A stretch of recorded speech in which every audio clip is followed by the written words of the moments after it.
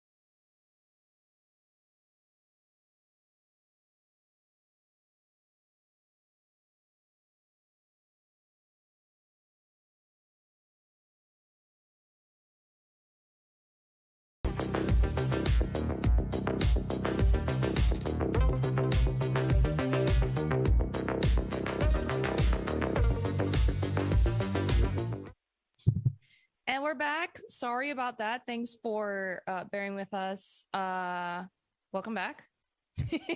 Hi. Now, yes, go ahead, Sam. Oh, I was just saying, like, we were seeing like all the people in the chat from Indonesia, Germany, Philippines. Awesome. We're so glad you're here. Yeah. For my friends from the Southeast Asian region, Malaysia and Indonesia, hey, selamat datang. And happy National Day to Singapore. But yes, just to keep everyone updated as to what's happening, because a lot of people are like, when is it starting? Okay, Samsung's event starts in about 6 to 7 minutes now. And we're just kind of here to hang out with you, say hi to everyone that's gathered in the chat. Now, when Samsung's events start, you can stay here. We will live stream it for you, but Sam and I will mostly be quiet. We will only react if there is anything in real time that really needs to be reacted to. So don't worry about us talking over Samsung. And then after Samsung wraps up its event, we will be here to answer your questions live.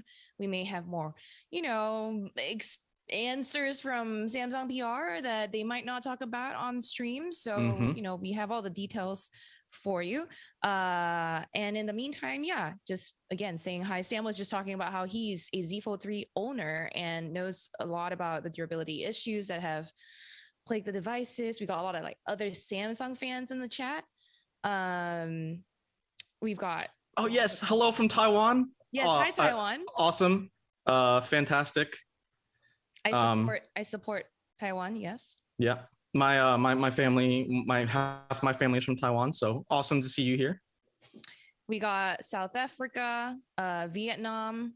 Geez, Lord, there's a lot of people from all over the world joining us today. Should we talk about predictions real quick? Sure, just like what we're expecting, because I think if we look back to the previous like last August's event, I think we're looking at a pretty similar template or framework for the new devices we're expecting. Hells yes. What do you think is gonna come? Yeah, I think it's pretty safe to say, gonna get a Z Fold 4, gonna get a Z Flip 4, new generations of their foldable, the big one and the small one. Yep. And then almost certainly a new Galaxy Watch, and I think Galaxy Buds Pro, the second generation Galaxy Buds Pro. Sure. I think those are pretty logical predictions. So and we kind of covered this in our what to expect that was on the site last week. Yeah, there's been plenty of leaks, so I think we're expecting a full slate of new devices this morning. I am personally not super happy that it starts about an hour earlier than it usually does, but maybe it's easier for people in Korea to start at 9 p.m. I guess in Korea than 10 here. Now we got some people in the chat. We got a whole string of countries and cities and places that people are from. For those of you who would rather go watch someone else, go watch someone else. You're not forced to sit here. Truly, go enjoy your life. In the meantime, it's about 4 minutes until Samsung will kick off its keynote. And hi to everyone that's here. Hi from the UAE, India, Canada, Toronto, the Philippines again, Iraq, sunny Orlando, Florida. It's a little too hot here in the US. But this is your warning for toilet break, drink break. Sam, are you drinking anything? I'm drinking tea, oolong. Oolong tea, very nice. I am about to slam the mod hammer on people who are not behaving. So. Uh-oh. Starting off Sherlyn in an angry mood this morning. That's angry Sherlyn in the morning is not something you want to mess with.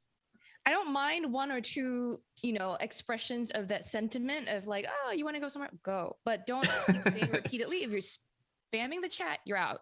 I can take criticism, do it, but you don't need to keep repeating it. Thank you very much. That's my rules. There's still audio issues. Some people are noting or reporting. Hopefully it's nothing too bad. We got Yo-Yo saying that they love their Fold 3 the most. We got some people who love the mod hammer and also who love Apple, and that is fine. You're allowed to love what you want to love. Some Von Stark says they're behaving in Miami. Very nice. All right, Sam. It's about 3 minutes till Samsung kicks off. My clock says 2 minutes. Oh boy! Samsung always starts right on time, so There's no rushing them. There's no like, they're going to start late. They're going to be right at 9 o'clock. What do you want to see from the Fold other than increased durability? I think obviously increased durability. I think, and someone mentioned this in the chat earlier too, is I think I want to see camera quality that's closer to what you get on the S22.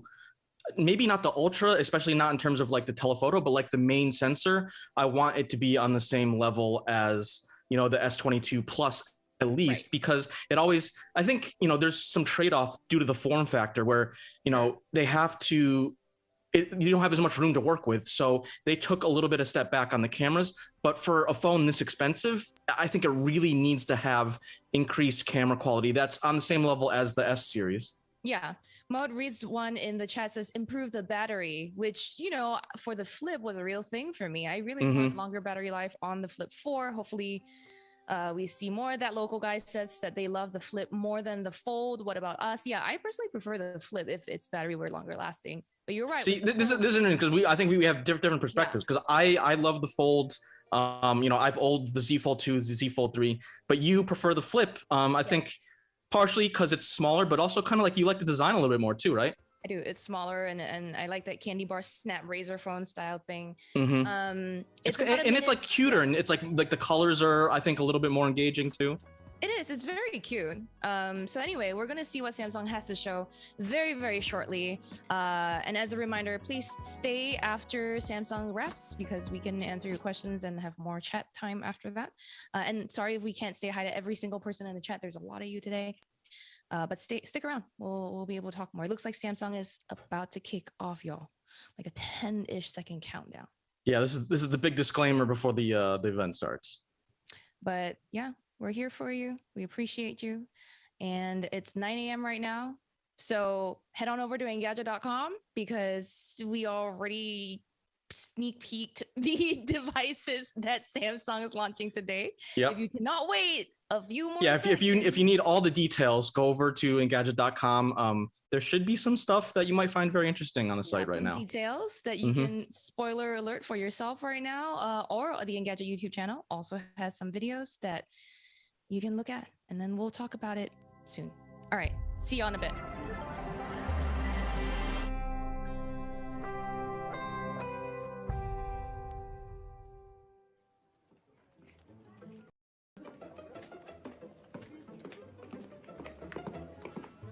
And then, for the grand finale, the camera will pan down from the billboard just in time to see our team of acrobats doing flips in the air, in the shape of the flip phones, and then diving into the water. Brilliant.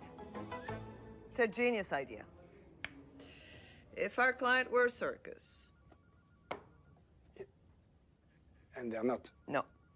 Julien, you're next.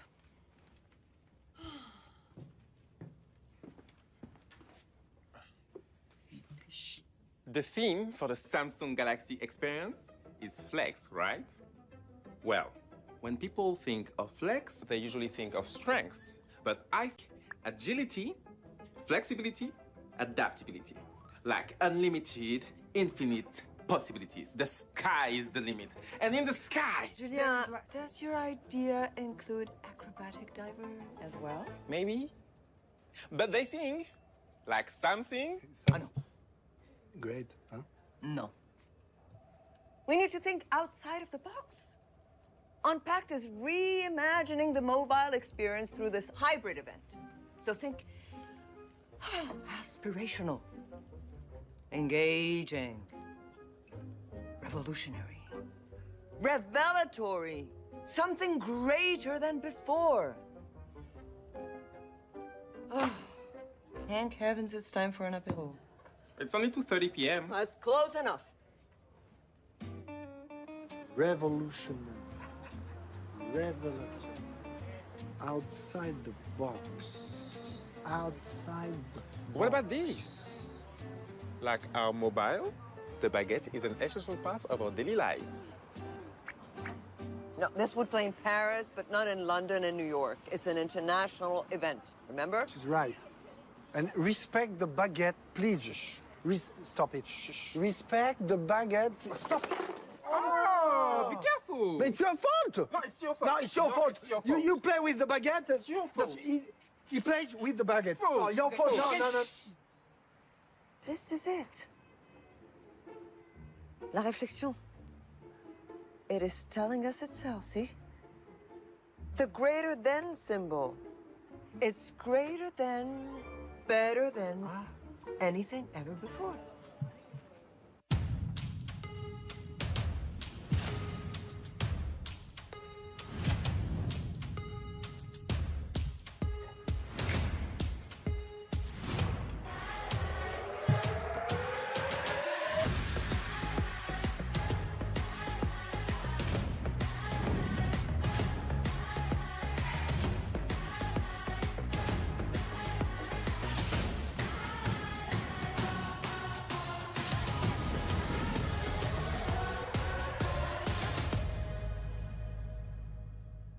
Hello. Thank you for joining us. When Samsung launched the first Galaxy Fold, we opened a whole new mobile category, a new mobile experience, engineered for a new era.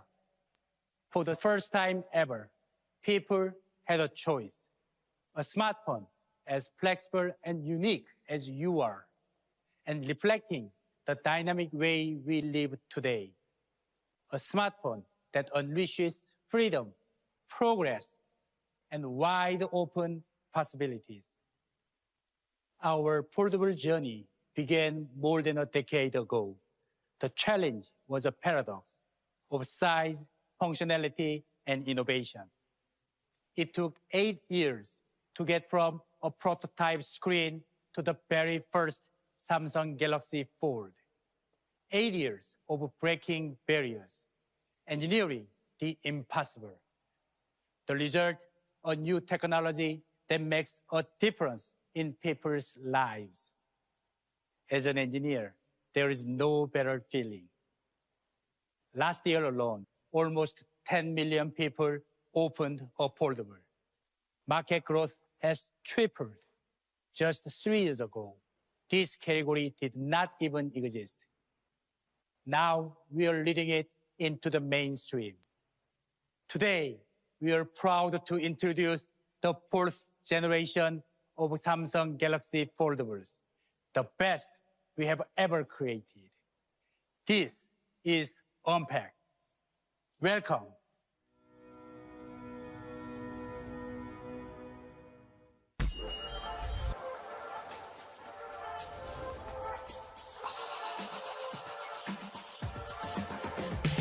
I've been feeling good tonight, see the spotlight, oh my god, everybody's watching me, I'ma leave the prophecy, that's my move, yeah, I move like a queen, maybe 1, 2, 3, everybody's copying me, I'm a trendsetter, you see, I feel like million bucks, I'ma take some pictures with my girls, cause I'm step it up like me, be confident now. Snap it down like me, don't ruin my vibe. Coming in hard and a snap like.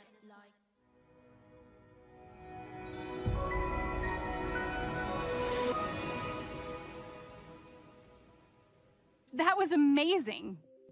When we pioneered the foldables category, we wanted you to be able to imagine something different. An entirely new way to think about your smartphone. How it looks, how it works, what it can do. Our foldables didn't just introduce a new category, they changed smartphone behavior, shifting how we use our devices and giving us more control over what we're doing in the moment. When you open your phone, you can really immerse yourself in focus.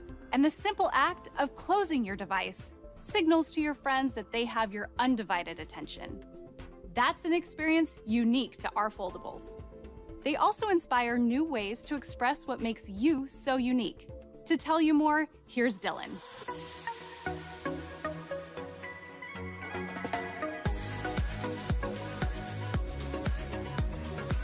Thanks, Kim.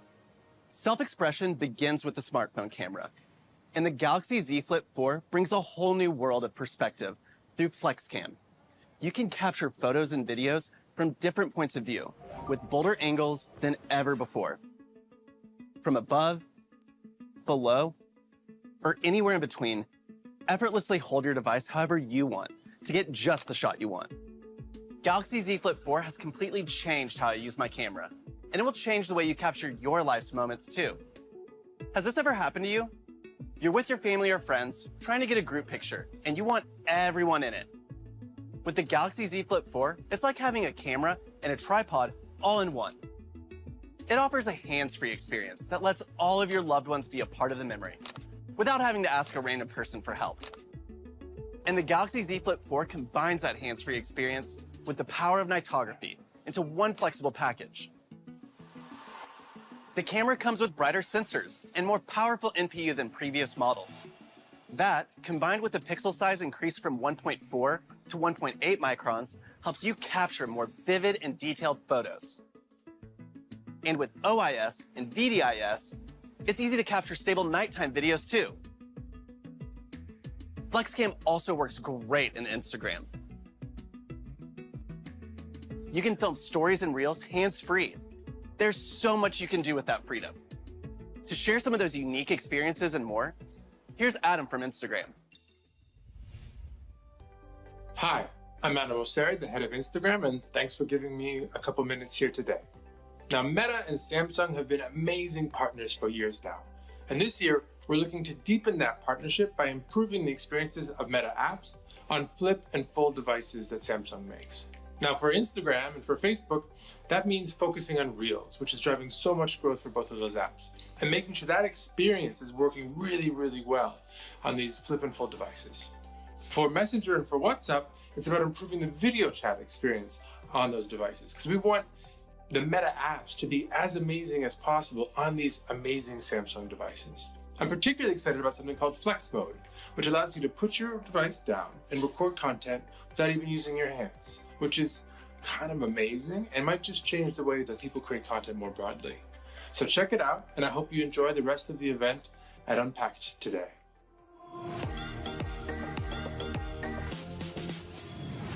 Thank you, Adam.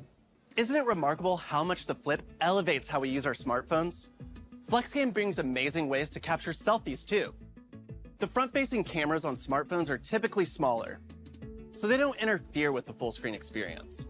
With the Galaxy Z Flip 4, the powerful back camera becomes your selfie camera when you flip it closed. And you can see exactly how your shot will turn out right on your cover screen, bringing you higher quality photos, videos, and now even portraits too. And that's not all the cover screen offers. The way we're using our smartphones has been changing. Many of us are trying to manage our phone usage so we can connect more with the world. The act of closing your Flip sends a message to those around you that you're ready to fully engage in conversation. But when you need to, you can discreetly check notifications on your Flip's cover screen without interrupting the moment. It adds so much convenience to my daily routines. I can check and reply to new messages, or if I forgot to turn my lights off at home, I can do it remotely through SmartThings.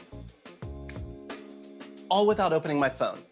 My cover screen even makes it easy to pay for a cup of coffee. Thanks. My cover screen is my hub, where I keep all my cards, plus my license, tickets, and so much more. It helps me do more while carrying less. And it's all securely protected by defense-grade Samsung Knox, so I know my data is safe.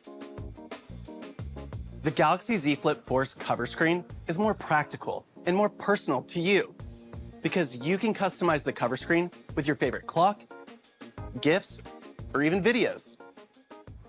This cover screen is only one part of the Galaxy Z Flip 4's design. It has more solid modeling, a smaller hinge, and bolder camera housing compared to previous models. And it has an aesthetic contrast between the matte back glass and the glossier metal frame, which makes it especially stylish. The all-new Galaxy Z Flip 4 comes in 4 matte finish shades: graphite, pink gold, blue, and our favorite, Bora Purple, the iconic color that defines the Flip series. And speaking of icons,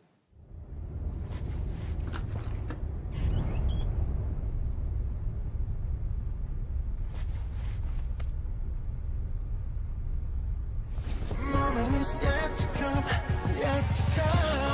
당신을 꼭 꿈꾸는가 그 길의 끝이 무엇일까 is yet to come 모두가 숨죽인 밤 우린 발을 멈추지 않나 yet to come We're gonna touch the sky for the day we die is yet to come 자 이제 시작이야 the best yet to come the best Cause I just wanna see the best 눈부시게 지나온 기억들 속에 참 아름답게 Yeah, the past was honestly the best But my best is what comes next We're seeing it till the more Good night, it do Doing the best, more is yet to come Bora Purple looks amazing, doesn't it? It's the shade that Samsung is known for. And now, it's also available on our Galaxy S22. When we design our devices, we don't just focus on aesthetics. We make changes that strengthen durability, too, to help it withstand accidents that can happen in everyday life. The Galaxy Z Flip 4 comes with an Armor aluminum frame. We are bringing you advanced durability on both of your displays. The cover screen has our strongest glass, and the main display has an improved ultra-thin glass. And of course, our phones are still the world's only water-resistant foldables with an IPX8 rating. So you can rest assured that your phone will stay protected from the occasional spill or rainy day. Durability is all about being able to rely on your device, knowing that it's protected and knowing that you can count on it for longer. We wanted to bring you improved battery life without compromising the Flip's design. We made the hinge slimmer too, which made space for that improved battery, giving you a longer charge, which you'll need because we use our smartphones every day in so many ways. Like for video calling, Google Meet takes that experience up a notch.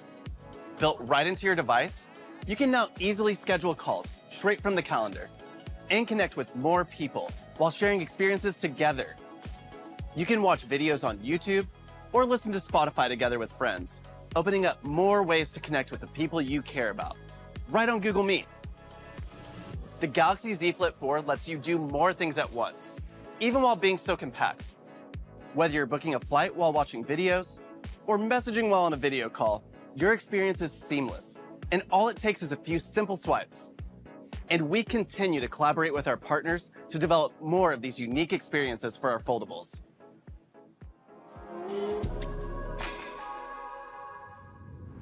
Strutting your way into my heart. Take your head off, make yourself at home. Have a steady night, then strut on home. Day one, I'm in love with the strut. Day two, I'm in love with the strut. Day three, I'm in love with the strut. Guess what? I'm in love with the strut. I like your strut. Do you wanna go strutting and strutting you like my strut? Do you wanna go strutting and strutting you like my strut? And let's go strutting right now. The Galaxy Z Flip 4 is all about uniqueness, from its experiences to its design. We want our tech to be a reflection of who we are, so it's important for our phones to be customizable, inside and out. Introducing Galaxy Z Flip 4 Bespoke Edition.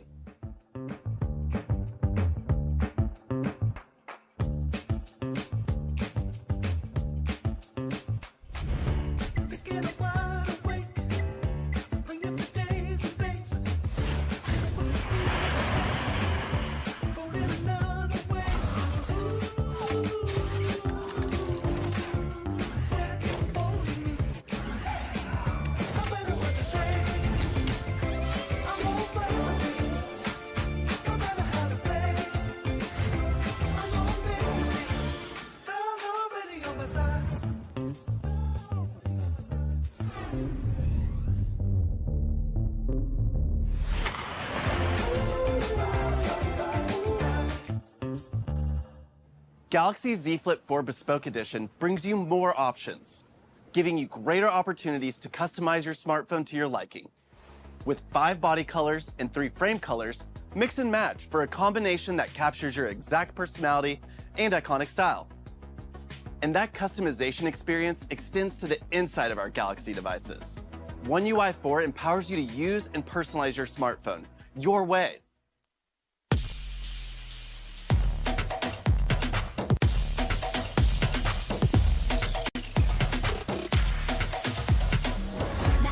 ground shaker. I'm the game changer. I do it now, they all do it later. For all the haters, go get your cake up. No, I don't haters, go get your paper. They can never walk a mile in my shoes. Get up, now dance if you want to. Get up, now shake if you want to. Get up, now move if you want to. Get up, now dance if you want to. Get up, now shake if you want to. Get up, now move if you want to. You want to, you want to.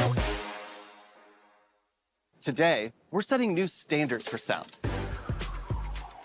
Our hi-fi 24-bit audio unfolds layers of details with a high dynamic range. It means that the precise and detailed sounds from these buds will wake up nearly every sense in your body. When we're using wireless earbuds, we usually connect them through Bluetooth, which can deliver up to 16-bit sound. But for a truly revolutionary sound experience, you need 24-bit audio. It's an experience that is 256 times more precise and detailed.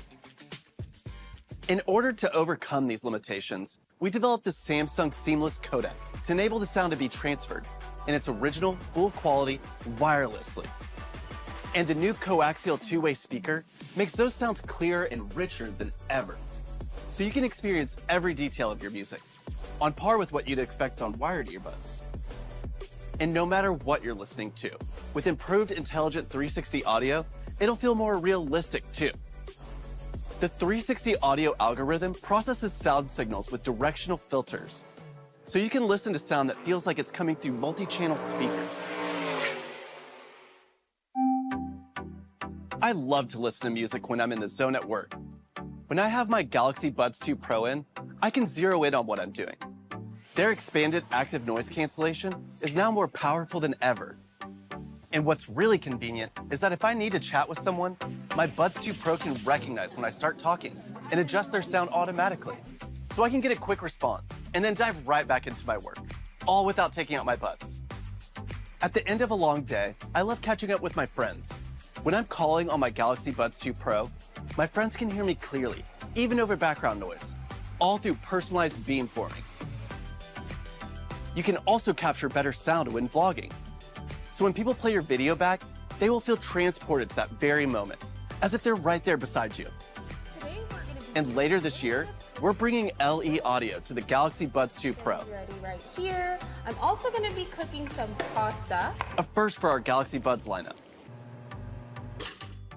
It will let you record more realistic 360 sound to capture the world precisely as you hear it.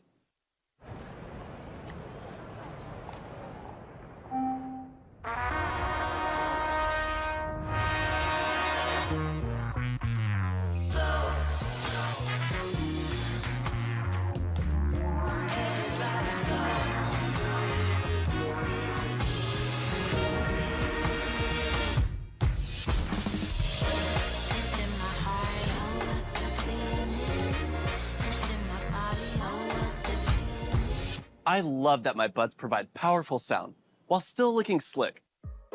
And for game-changing comfort, the Galaxy Buds 2 Pro have been redesigned with a new size and fit. And if you misplace your Buds 2 Pro, SmartThings Find now makes locating your lost buds easy, whether they're inside their case or not. After a long day, many of us enjoy unwinding with our favorite show or movie. But have you ever watched TV late at night while your family was fast asleep? Buds 2 Pro can pair easily with your Galaxy devices, including your Samsung TV. So you can enjoy your downtime without disturbing anyone. And if a friend calls, your Galaxy Buds 2 Pro will easily switch over to your phone. Hello? I will be there. Okay, bye. Then it's back to the TV. Your connected ecosystem is there to make your everyday life more convenient.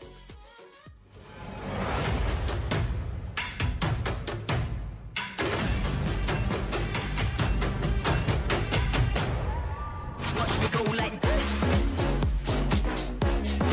Watch me go like this. Like this. Watch me go like this. Like this. And today, I'm super excited because I got access to the brand new Galaxy Watch 5. Let's set it up.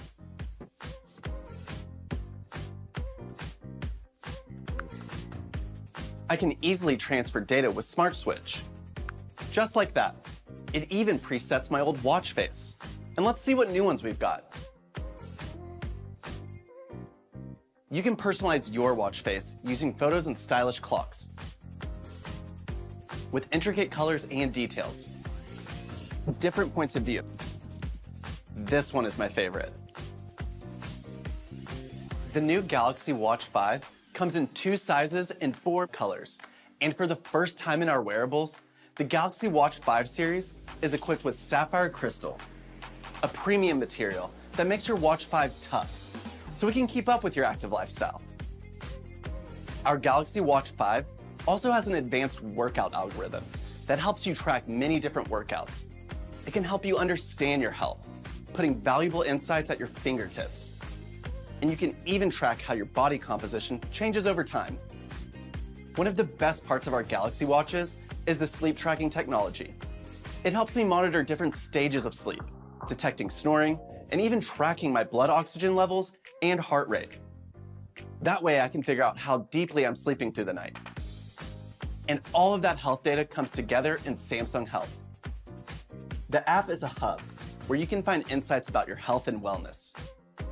It also delivers personalized health and coaching programs to better understand your habits in order to better manage your overall health. And now, Galaxy Watch 5 can track those health metrics with more accuracy. The Galaxy Watch 5 has an increased surface area, which makes more contact with your wrist, helping it provide more accurate readings. It also comes with our advanced bioactive sensor, which combines 3 sensors into one. Its smaller design delivers enhanced performance. Powered by a single chip, it can track your heart rate, body composition, sleep, and more. It's groundbreaking tech right there on your wrist. The Galaxy Watch 5 really is all about you, your needs, and your health. And today, we're excited to introduce the addition of an all-new temperature sensor to our Galaxy Watch 5. To tell you more, back to you, Kim.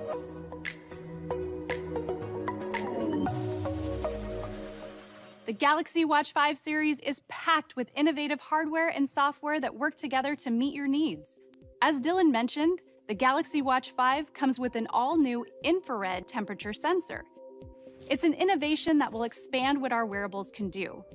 We plan to work with developers to explore and unlock new ways to use this sensor so you can benefit from it in the near future. This infrared temperature sensor can provide more accurate readings, even if the temperature of your surroundings change. When it comes to your health data and other sensitive information, you want it to be private, right? Samsung Knox provides the security you need for your personal information to remain personal. This defense-grade protection means that your information will stay private. Because at Samsung, we have a core belief that privacy is nothing without strong security. And it's applied across our Galaxy ecosystem, from our phones to our watches.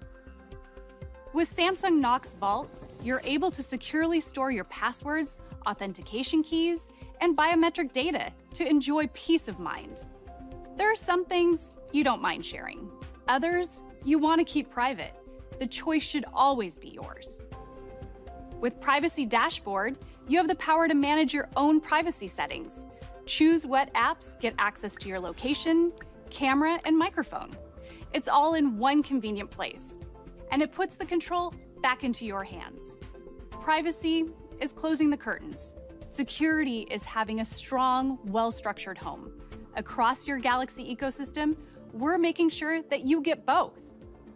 Your Galaxy devices, from the Watch 5 to the Buds 2 Pro, will pair and work together seamlessly with your Galaxy Z Flip 4, enhancing so many aspects of your everyday life. While your Watch 5 helps take your health to new heights, your new Galaxy Buds 2 Pro will deliver the ultimate power of hi-fi audio, helping you tune into or out of the world around you while focusing on your fitness. All of these experiences are powered by your Galaxy Z Flip 4's Qualcomm AP4 nanometer chipset, bringing you our latest and most powerful flagship performance yet. I'm thrilled to get my hands on the brand new Galaxy Z Flip 4.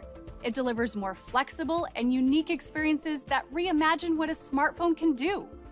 The Galaxy Z Flip 4 will be available for $999 starting on August 26th.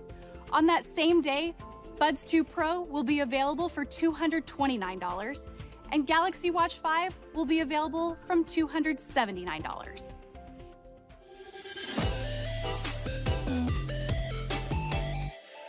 At Samsung, taking care of the planet, our home, is something we care deeply about. We have a responsibility to serve all people, to use our scale, strength, and reach to help pave the way for a brighter future. We're all members of a global community, and when we work together, we can take powerful steps toward a sustainable future for all. I'm so proud of our Galaxy for the Planet initiative, our commitment to taking tangible environmental action across the Galaxy ecosystem. To do that, we're bringing our eye for innovation to our sustainability efforts. That includes using discarded fish nets as recycled materials in many of our Galaxy devices. In all of this, a cleaner, brighter future is our vision. To tell you more about that, here's Pranveer.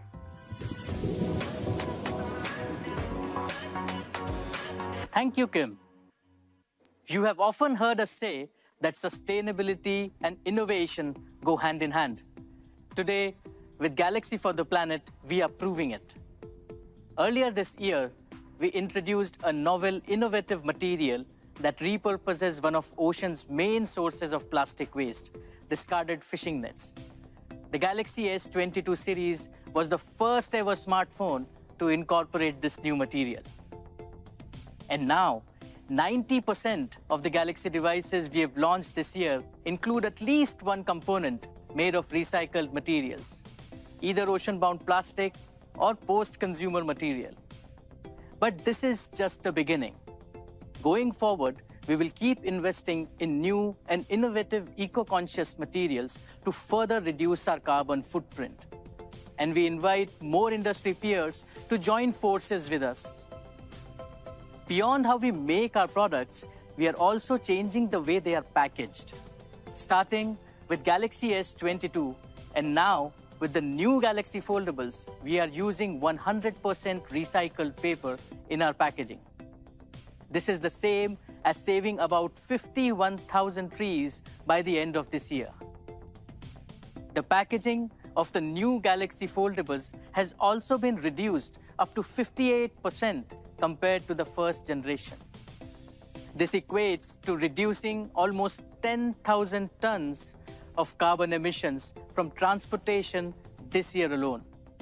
Samsung has set clear goals, and we are well on our way to achieving our 2025 roadmap, advancing power-saving technologies, and reducing e-waste by providing new life for old Samsung Galaxy devices. We pledge to do more with less, and to hold ourselves accountable on this open and collaborative journey, centering your needs and placing you at the heart of every improvement we make. Over to TM to explain more about our vision for innovation.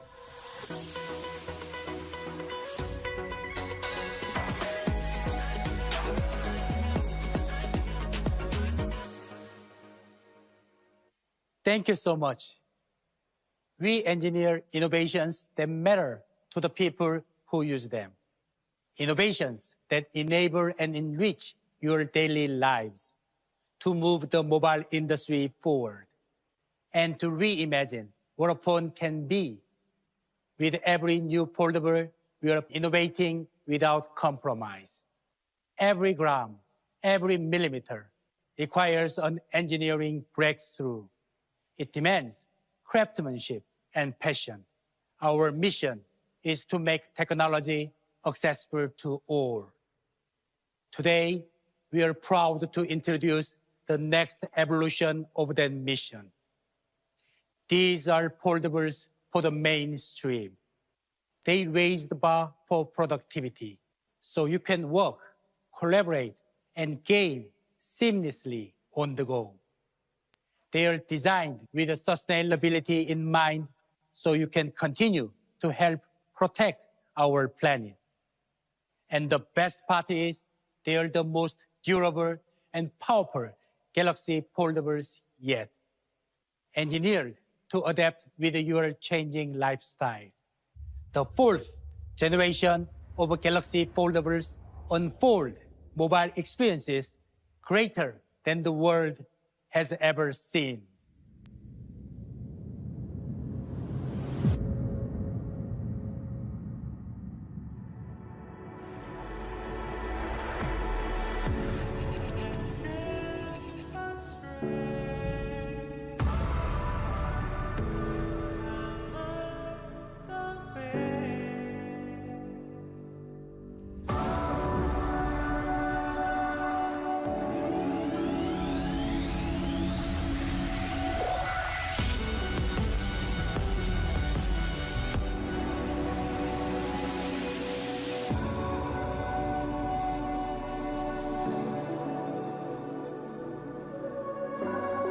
Since the first launch, our Fold series has been the epitome of innovation, and we never settle.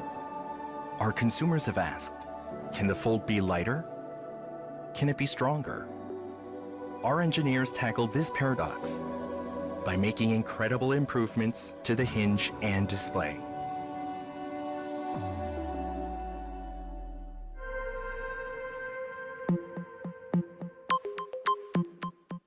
The hinge is at the very heart of the foldable experience, powering the unparalleled flexibility that makes these devices so unique.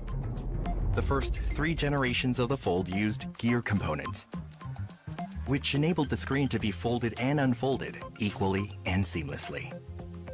However, that geared design made it difficult for us to reduce the weight and size of the Fold's hinge. But we knew we wanted that hinge to be slimmer. Our engineers confronted this challenge by developing a new, unprecedented solution. Instead of functioning with interlocking components, the hinge's new mechanism brings a rotational effect to a more traditionally linear motion. This change allowed us to slim down the Fold 4's hinge, making it lighter overall. And even with major reductions in weight and size, this newly designed hinge is just as durable as the original gear-based construction, resulting in the slimmest and lightest hinge for our Fold yet. It's truly an amazing feat. But our engineers weren't satisfied with simply improving the hinge. We continue to search for other ways to make the Fold lighter without sacrificing durability.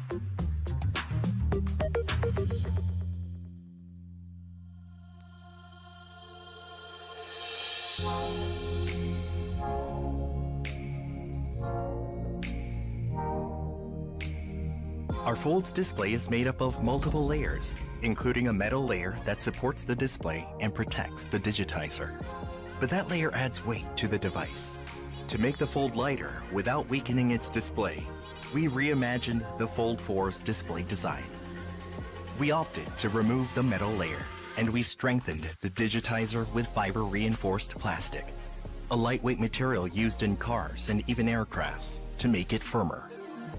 Then, we turned to the panel layer, which powers the light inside the display to show content on the screen. By upgrading a select layer of the panel with a stiffer material, we were able to enhance the protection around the numerous wires, so your viewing experience isn't interrupted. We also improved the damping structure with sponges to increase the amount of shock that the display can absorb. Instead of simply increasing the thickness of the sponge, we upgraded the material to improve the compression force deflection value of the sponge so that it can better disperse external shock. From our layer-by-layer improvements to our durability tests, our engineers crafted a device that performs at the highest level. The next generation of foldables. This is our lightest and strongest Fold ever, offering our consumers more rewarding experiences than before. We will continue to raise the bar and set new standards for the smartphone industry. And we'll do all of this together, with you. The Galaxy Z Fold 4 has arrived. It's an incredible piece of technology that will change your entire smartphone experience. You can personalize it for your needs, helping you be more productive and collaborative with others. What I love most is how this device feels in my hand. It feels premium.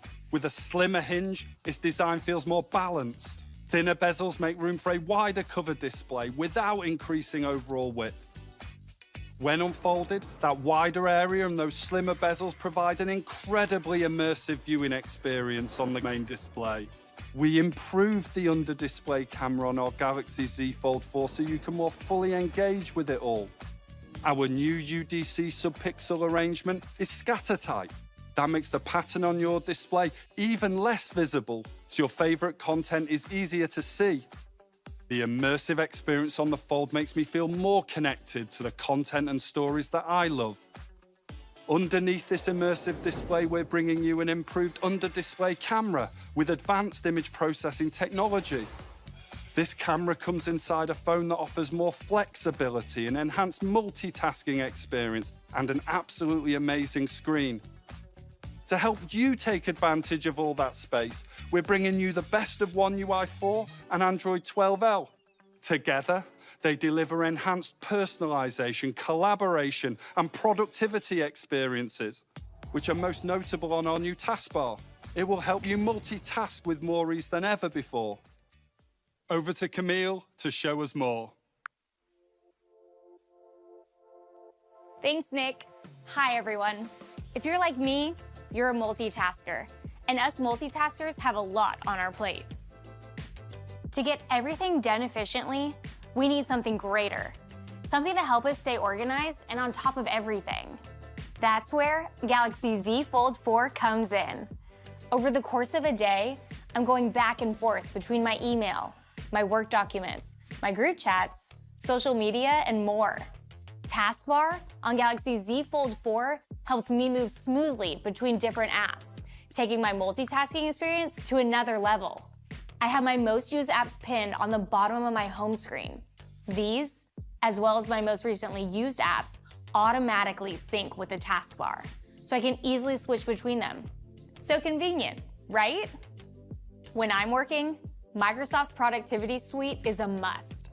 And combined with the power of Microsoft, Galaxy Z Fold 4 helps me get so much done so much faster. Word and Excel have improved layouts within the Microsoft Office app and work well side by side, which lets me do this. I can do everything I need right here without pulling out my PC. We all know that Office and Outlook work hand in hand. So I've even created a shortcut for quick access from the taskbar. This is smartphone productivity on another level. Emails are more efficient too.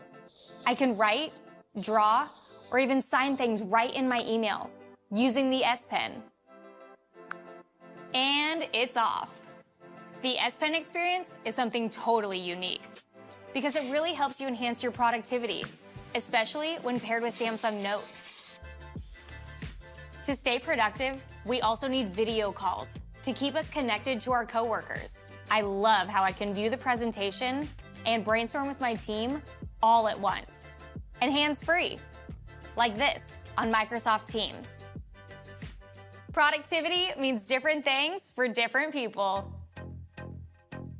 And Galaxy Z Fold 4 can cater to your everyday needs, starting with the camera. This Fold comes with a 10 megapixel telelens with 3 times optical zoom and a 50 megapixel wide lens, providing enhanced resolution.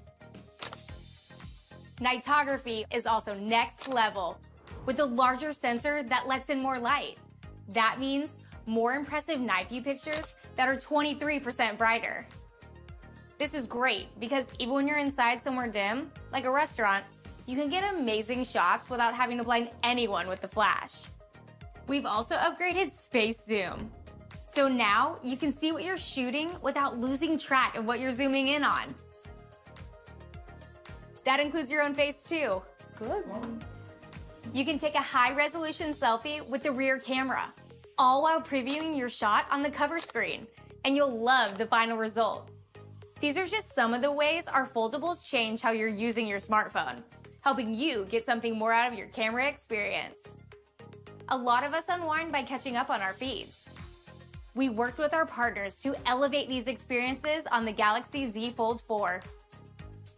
Just look at how the TikTok experience has been upgraded for the larger screen. You can also discover new videos on YouTube or easily share your favorites. We are working with partners to continue to create more experiences that are optimized for the Fold, whether you're watching your favorite shows or catching up with friends and family. The Fold gives us the freedom to socialize how we want to. The larger screen has also changed how I shop on my phone. Do you shop around to compare prices? I sure do. I always want to get the best deals. Now, you can conveniently access the browser. It makes comparing prices, colors, and looks easier, all thanks to the versatility of the Fold. Another huge part of your social life is gaming. You can play and chat at the same time for a more social experience. The view on the Galaxy Z Fold 4 is unrivaled, and the power behind it is too. This foldable delivers a great gaming experience. It has our most advanced chipset, a Qualcomm processor that delivers improvements in CPU, NPU, and GPU.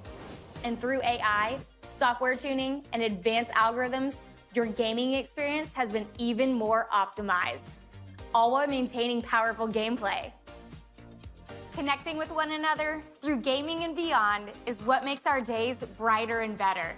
The Galaxy Z Fold 4 will help you socialize in deeper and more fulfilling ways than ever before. It truly delivers something more. Back to you, Nick. The Galaxy Z Fold 4 is like having a console for gaming, a PC for work, and an immersive portal into your favorite social apps and experiences, all packed into one powerful and flexible device. With this performance and beyond, we're committed to bringing you open and unrestricted access to the latest technological advances. To do that, we've always forged deep relationships with key partners like Google, and we've continued to push the industry forward. Together, we developed enhanced experiences that take full advantage of the unique flexibility that our foldables offer.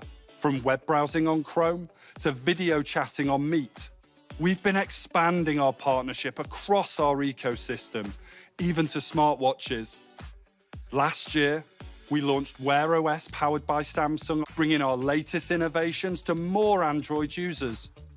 There are now more than 3 times as many active Wear OS watches.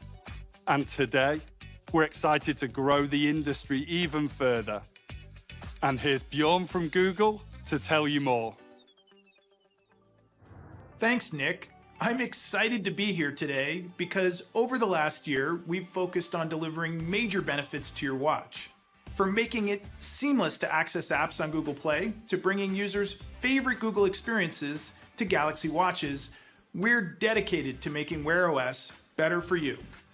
We're bringing more of the world's most popular media apps to Wear OS this year. You'll see new experiences from SoundCloud and Deezer, designed for listening from your watch. You'll be able to leave your phone behind during a workout while keeping the content that matters most close to you. We also recently introduced a new Google Assistant for Galaxy Watches. We're working to bring deeper integrations to the experience with your favorite apps, like this one from Spotify. If I want to get in the zone for a run, I'll say, "Hey Google, play my workout playlist on Spotify." And later this year, we're making it so you don't even need your phone to use Google Maps on your watch. So if I happen to get lost on that run, I'll be able to navigate home. We also want to improve how you discover your next favorite app.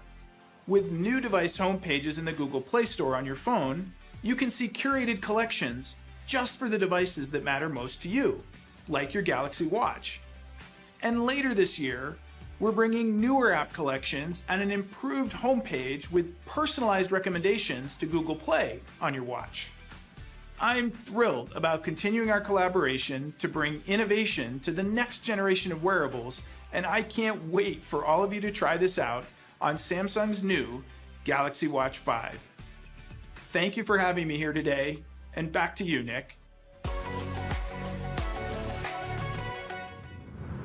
Thank you, Bjorn. We're very proud of our partnership with Google. And today, we're excited to continue growing the wearable space with our most high-tech Galaxy Watch yet. Made for people who love to explore the great outdoors, pushing yourself at every turn and across every terrain. Introducing the Galaxy Watch 5 Pro.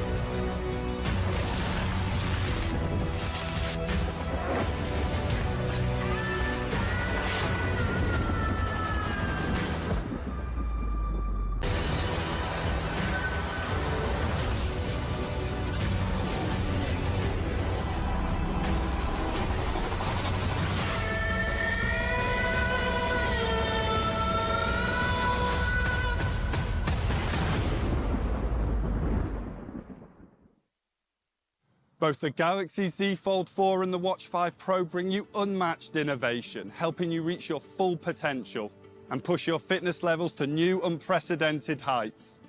The Galaxy Watch 5 Pro has a wide selection of watch faces that are great for outdoor workouts. From what time the sun is going to set so you're not hiking after dark, to a compass that keeps you hiking in the right direction. These watch faces can help you explore remote terrains. The Galaxy Watch 5 Pro has an all-new route workout experience, which provides turn-by-turn directions in 30 meters, turn right. through voice and vibrations, so you can stay focused on the scenery and not on your wrist. Best of all, friends or your workout groups can sync GPX format file routes from Samsung Health and try the same trail, marathon, or cycling courses as you for accountability or even a little friendly competition. And when you reach the finish line, what a sense of accomplishment. You want to focus on that feeling and not worry about getting back to where you started from. The new trackback function on Galaxy Watch 5 Pro helps you get safely back to your starting point with more ease than ever. Your Galaxy Watch 5 Pro has a large battery, so you can focus on adventuring while your wearable covers the rest. The Galaxy Watch 5 Pro excels in the outdoors because it can brave the toughest terrains with its sapphire crystal display, 2 times harder than the display of Galaxy Watch 4. Its strong titanium frame provides additional protection. And through it all, your watch will look stylish and elegant.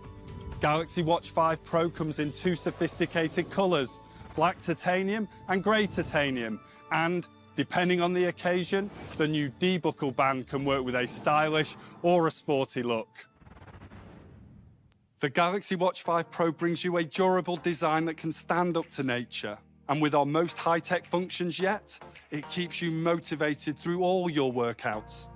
The Galaxy Watch 5 Pro will be available on August the 26th from $449.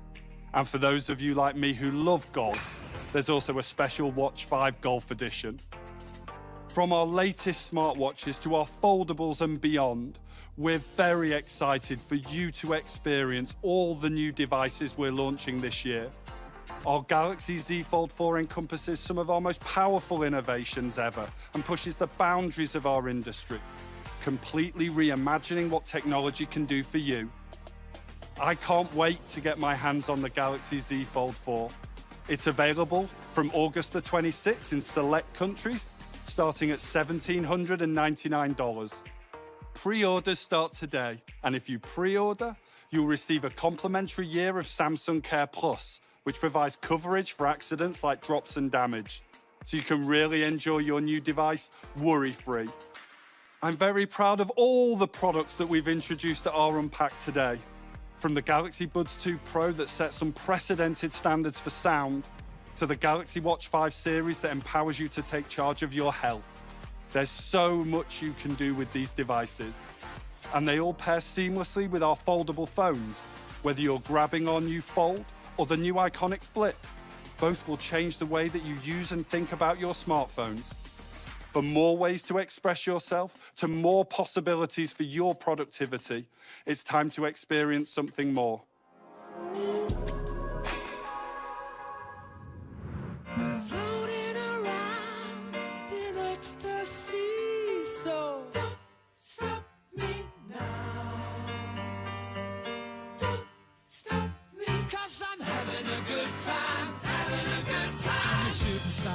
into the sky like a tiger, defying the laws of gravity. I'm a racing car passing by like Lady Godiva. I'm gonna go, go, go. There's no stopping me.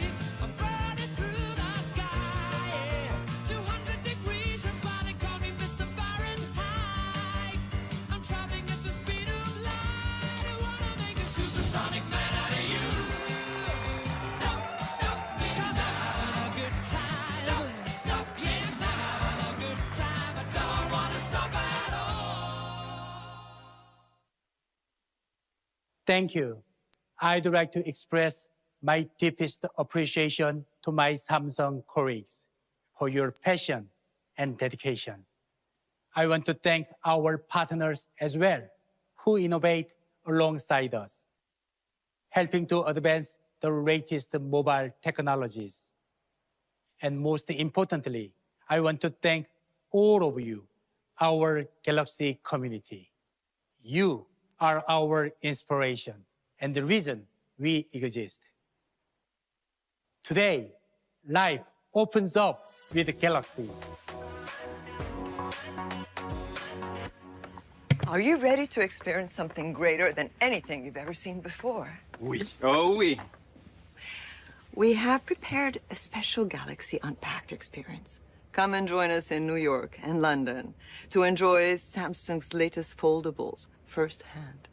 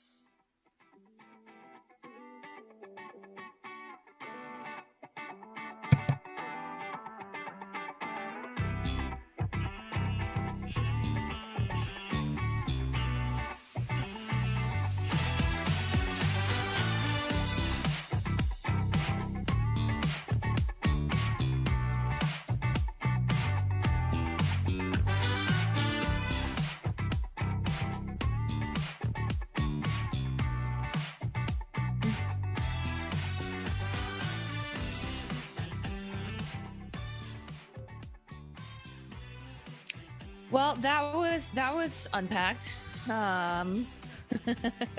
Yeah. It was a lot of fun talking to all of you. It seemed everyone was really hyped for the watches and then the fold, and then everyone seemed a little bit let down. Sam, what do you think? You're a Fold owner. Did you like the Z Fold 4 and its updates?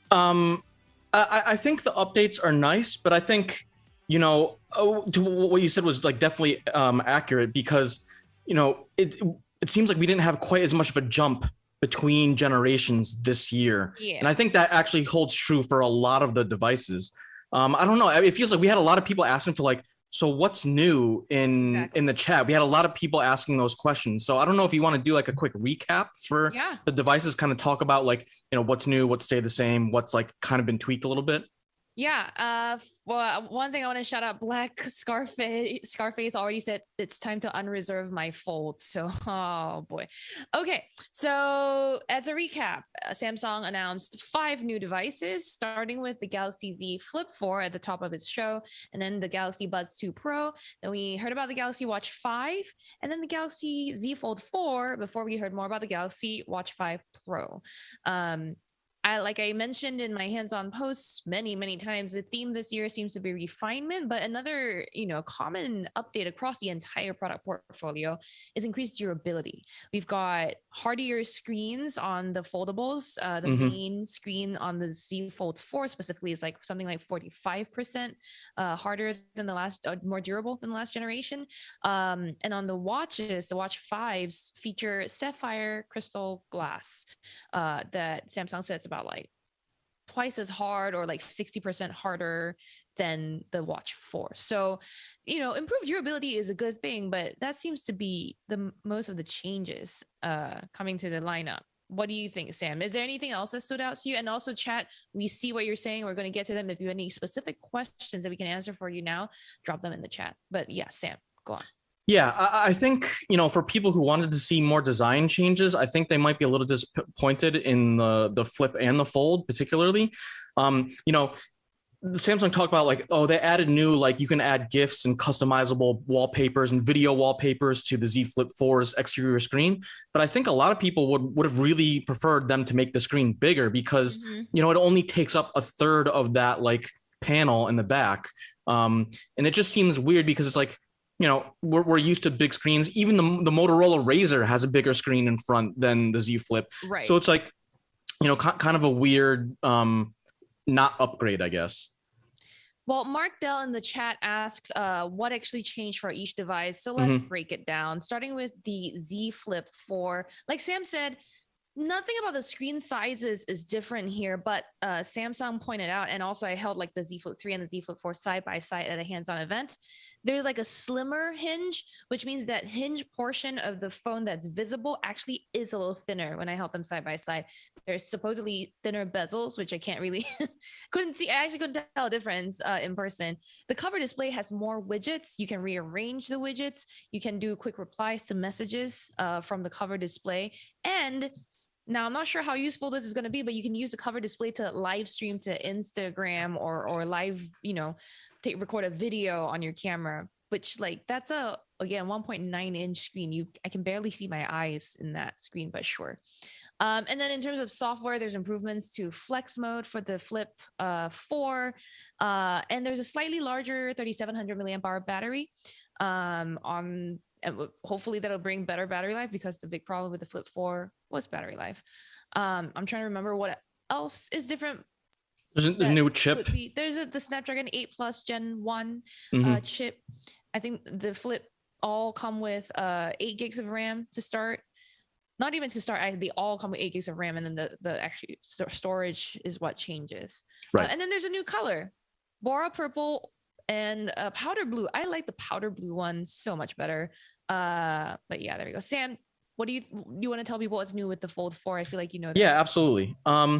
So you're getting the same general design. I'm just checking my notes to make sure I got everything right. And so one of the changes that like is kind of subtle, and they touched on this in the live stream, is that the screen is apparently 3 millimeters wider, which doesn't sound like a lot, but for someone who's like, typing on the exterior screen, like when you're on the go, I think that actually will be a pretty significant difference for the typing experience on the exterior cover screen. But they haven't changed the overall dimensions of the phone too much. Similar to the Flip, the hinge is a little bit sleeker. It's a little bit thinner. The phone is like a quarter to half an ounce lighter. So not something you'd notice necessarily, but it is a touch lighter. They redesigned the construction of the flexible display so that it's 45% stronger than before. And there's also a new UDC and under camera display, and it has this new sub-pixel camera. Sorry, under display camera. Yeah. So and so there's a new sub-pixel matrix that should make it a little bit harder to see. It should blend in better with the rest of the screen, and that should also make it a little bit improve camera quality for selfies if you use that camera as well. And then I think the biggest change is actually the software. So it's going to be running on Android, based on Android 12L, which is kind of designed for foldable and tablets devices. And so there's a redesigned taskbar that is runs along the bottom of the phone. Previously, it was on the side, and so I think that'll be interesting. But also, you can also drag and drop things in certain like Google, Gmail and Chrome and some of the Microsoft Outlook, Office productivity apps. And I think this is a lot of the things that like I think a lot of people have been looking to see is that like really integrating that software experience more to take advantage of that screen, because especially the Fold, it's not just a smartphone, it's like a tablet, it's kind of like a multi-purpose productivity device. And so I think it'll be interesting to see how that goes. Cameras, there is a new 50 megapixel camera that has a larger sensor, so you should get improved night low light photos. And noticeably the battery is the same as last year, so it's 4,400 milliamp hours, which is the same as the Z Fold 3, and there is no storage stylus slot. I know that's something a lot of people have been asking for, but unfortunately we're not getting it, and I really do wish that they would add that sometime, but apparently not this year. Lots of great comments in the chat. Dennis Perez was like wondering if Mark Dell is a plant because we keep responding to Mark Dell's questions. Mark Dell asks great questions. Dennis, your comment was that they never ever say that about the iPhone. The Fold 4 is a complete re-engineer with a new hinge and next gen processor. I don't know. I'd say that it's a complete re-engineering. It is like slightly wider screen on the inside, which also translates to a slightly wider screen on the outside. Improved durability. I don't think they needed to really re-engineer the hinge because they're using basically the same hinge as before. But before I get to more on the Z Fold 4, because Sam, I want you to talk about that screen protector. Yes. So like you said, durability is definitely a big theme for this year's Unpacked event. And so one small thing that they didn't mention in the live stream is that, so as before, there's still going to be a built-in screen protector on both phones. And the screen protector is also going to be the same material as before. But Samsung says there's a new adhesive that should make the screen protector stick better to the actual display. Theoretically, this should prevent some of the bubbling and kind of screen peeling issues that I wrote about last week. And they also said there's a new application process that Samsung does in the factory to install that screen protector. So hopefully this will address some of those bubbling issues. That remains to be seen. One of the, as before, even with like the previous generations, it took 6 to 8 months to really start noticing that bubbling thing. So that's something we're definitely gonna have to revisit in the future. Kylo Tech says, I don't know how there never seems to be excitement in these live watch events, and then they go on to sell millions of these. What gives? Because millions of people don't watch our live watch events with us, probably. But that's not to say too that there's people who aren't going to upgrade regardless of what Samsung actually does change. And I also, another thing that was pointed out in the chat, DJ Nightcat says these products aren't for people who have had any of the previous Fold or Flip. They're still going after the non-believers. We have to remember there's people out there for whom a foldable phone is still a very novel concept, whereas the few of us who have covered this space find ourselves pretty jaded, or we're finding these to be incremental changes. But as a device for someone who's a first-time foldable user, I feel like the Fold 4 is pretty sophisticated at this point, right? It's like it's beaten out the Huawei's, the Oppos, the Motos, sadly enough. So there we go. And I was gonna say that's a good point to bring a little bit of context. So Samsung recently announced that they sold just shy of 10 million foldables last year. And so that, 10 million is obviously a big number, but compared to like the number of iPhones, which is like, in the hundreds of millions, I believe. Over at least over 100 million, there's still a big gap between your traditional smartphones and, your foldables. And on top of that, like, especially for the Z Fold 4, the price is still $1,800. That's the same as the previous model. And I think that is still kind of, a big barrier for entry. I think Samsung knows this too. And I think, ideally, they're going to try to get it closer to $1,500 in the future to not have as much of a gap between the S22 Ultra and the Z Fold 4. But, it's hard. And the other thing to point out is that, especially outside of China, Samsung's foldables are kind of the only game in town. Exactly. Motorola does make the Razr, but they haven't updated it in a while. Hopefully they do soon. And then, but if you want to experience this sort of device with a flexible screen, Samsung's kind of your one-stop shop for now, at least in the West. Yeah, you bring up the same point that CF542 in the chat did, which is that they're glad to see that prices stay the same. Yeah, the Fold 4 is still going for the same $1,800 starting price. The Flip 4 is starting at $1,000 as well. So nothing's changed on that front, even though some of the reports were saying that maybe Samsung will be able to sell them for a little bit cheaper this year. But as always, Samsung has these like pre-order bundles that make it maybe a bit more worth your while. Yep. You can go check it out, but the on sale or the actual availability date is August 26th. So there's still kind of a window for you to wait till people get them out in the real world before you see if you actually want to spend that money. And then people like Paul D and Shakilo, I hope I'm saying that right, are saying that, some features that they wanted that were not there were like the bigger screen. Paul D says bigger screen was a must, and Shakilo says an S Pen slot. So yeah, it is almost like a pipe dream, I feel like, to have an onboard S Pen slot to the Fold 4 without drastically changing the size.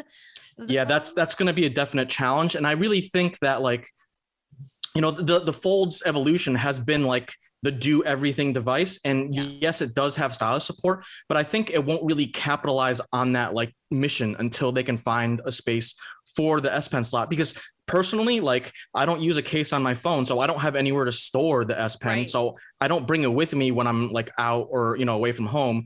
And then like a lot of times, like if I'm just sitting on the couch, I'm not going to go into another room and get my S Pen because I want to use it. And so that means that like for me personally, I just don't use the S Pen as much as I kind of would like to, just because it's not easy to carry around.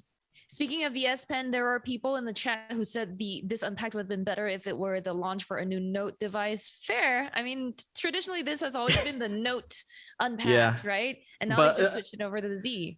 Unfortunately, I don't think the Note is coming back. That's kind of, they've kind of taken a lot of the Note DNA and added to the S22 Ultra. Yeah. And then, this is the fall event is the foldable event. Is kind of what it's shaping up to be. Albert Aiden, who is someone that we know, says a bigger front screen on either phones, I guess. It's just going to eat more battery, and Albert says that he's good with the small screen on the front, which is again another good point. I think there are definitely limitations that we haven't thought about here. So, and then Jesse in the chat also said just buy last year's products. Good point, right? Like if you want to save some money, the Z Fold 3, which is still a pretty decent foldable, is probably going to go for a lot cheaper soon. So yeah, well, I'll be interested to see how much that discount actually is once the Fold 4, goes on sale. I like how Bionic Wolf pointed out the Samsung site is crashing. I guess people are extremely hype, or Samsung just forgot to maintain the service. I mean, that said, like I think if you were curious about foldables, I think Samsung does make a somewhat persuasive argument that like now is a decent time to jump in. There's still, the Fold 4 is still extremely expensive, but like, those refinements kind of make it like, here's the kind of starting place for a modern foldable. Yeah. And then hopefully, they can continue iterating on that. But it really puts more pressure on Samsung to, if this year is like the iPhone 13S year, it's like an S year for Samsung where it's like refining the device, then it puts even more pressure on them next year to like really come out with some big changes. Yeah.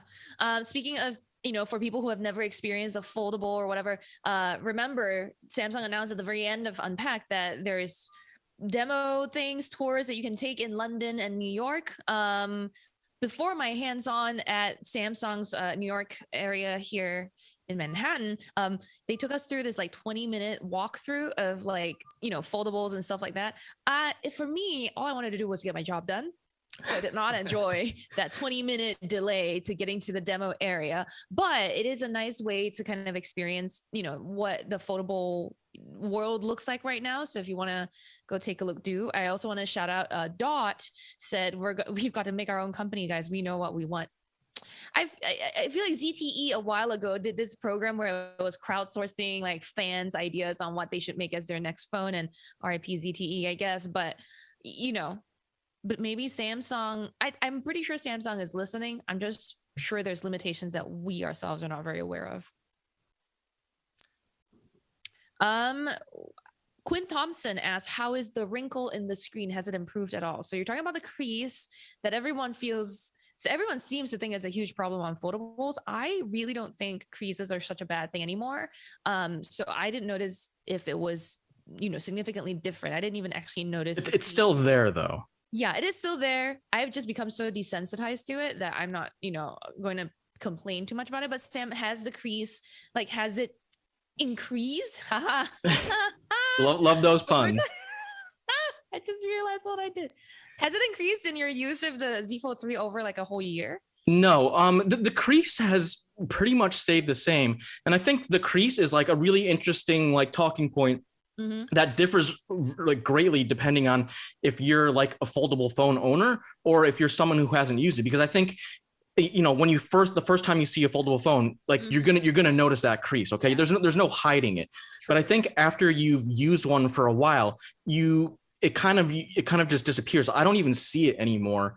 And so I think it's one of those things that's like, it seems like a big deal, but once you get to use the device, you realize that like there are other, specs or, issues that are actually more important than the crease itself, like the screen bubbling and, things of that nature.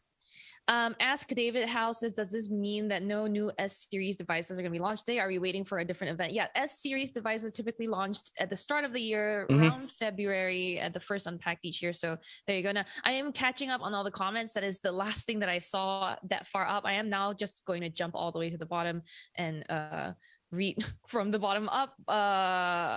So yes, Ron Barbaza, everybody who got my crease pun, thank you. I am on Twitter at Shirley Low all day. You can send me your puns. Send Shirley all the puns.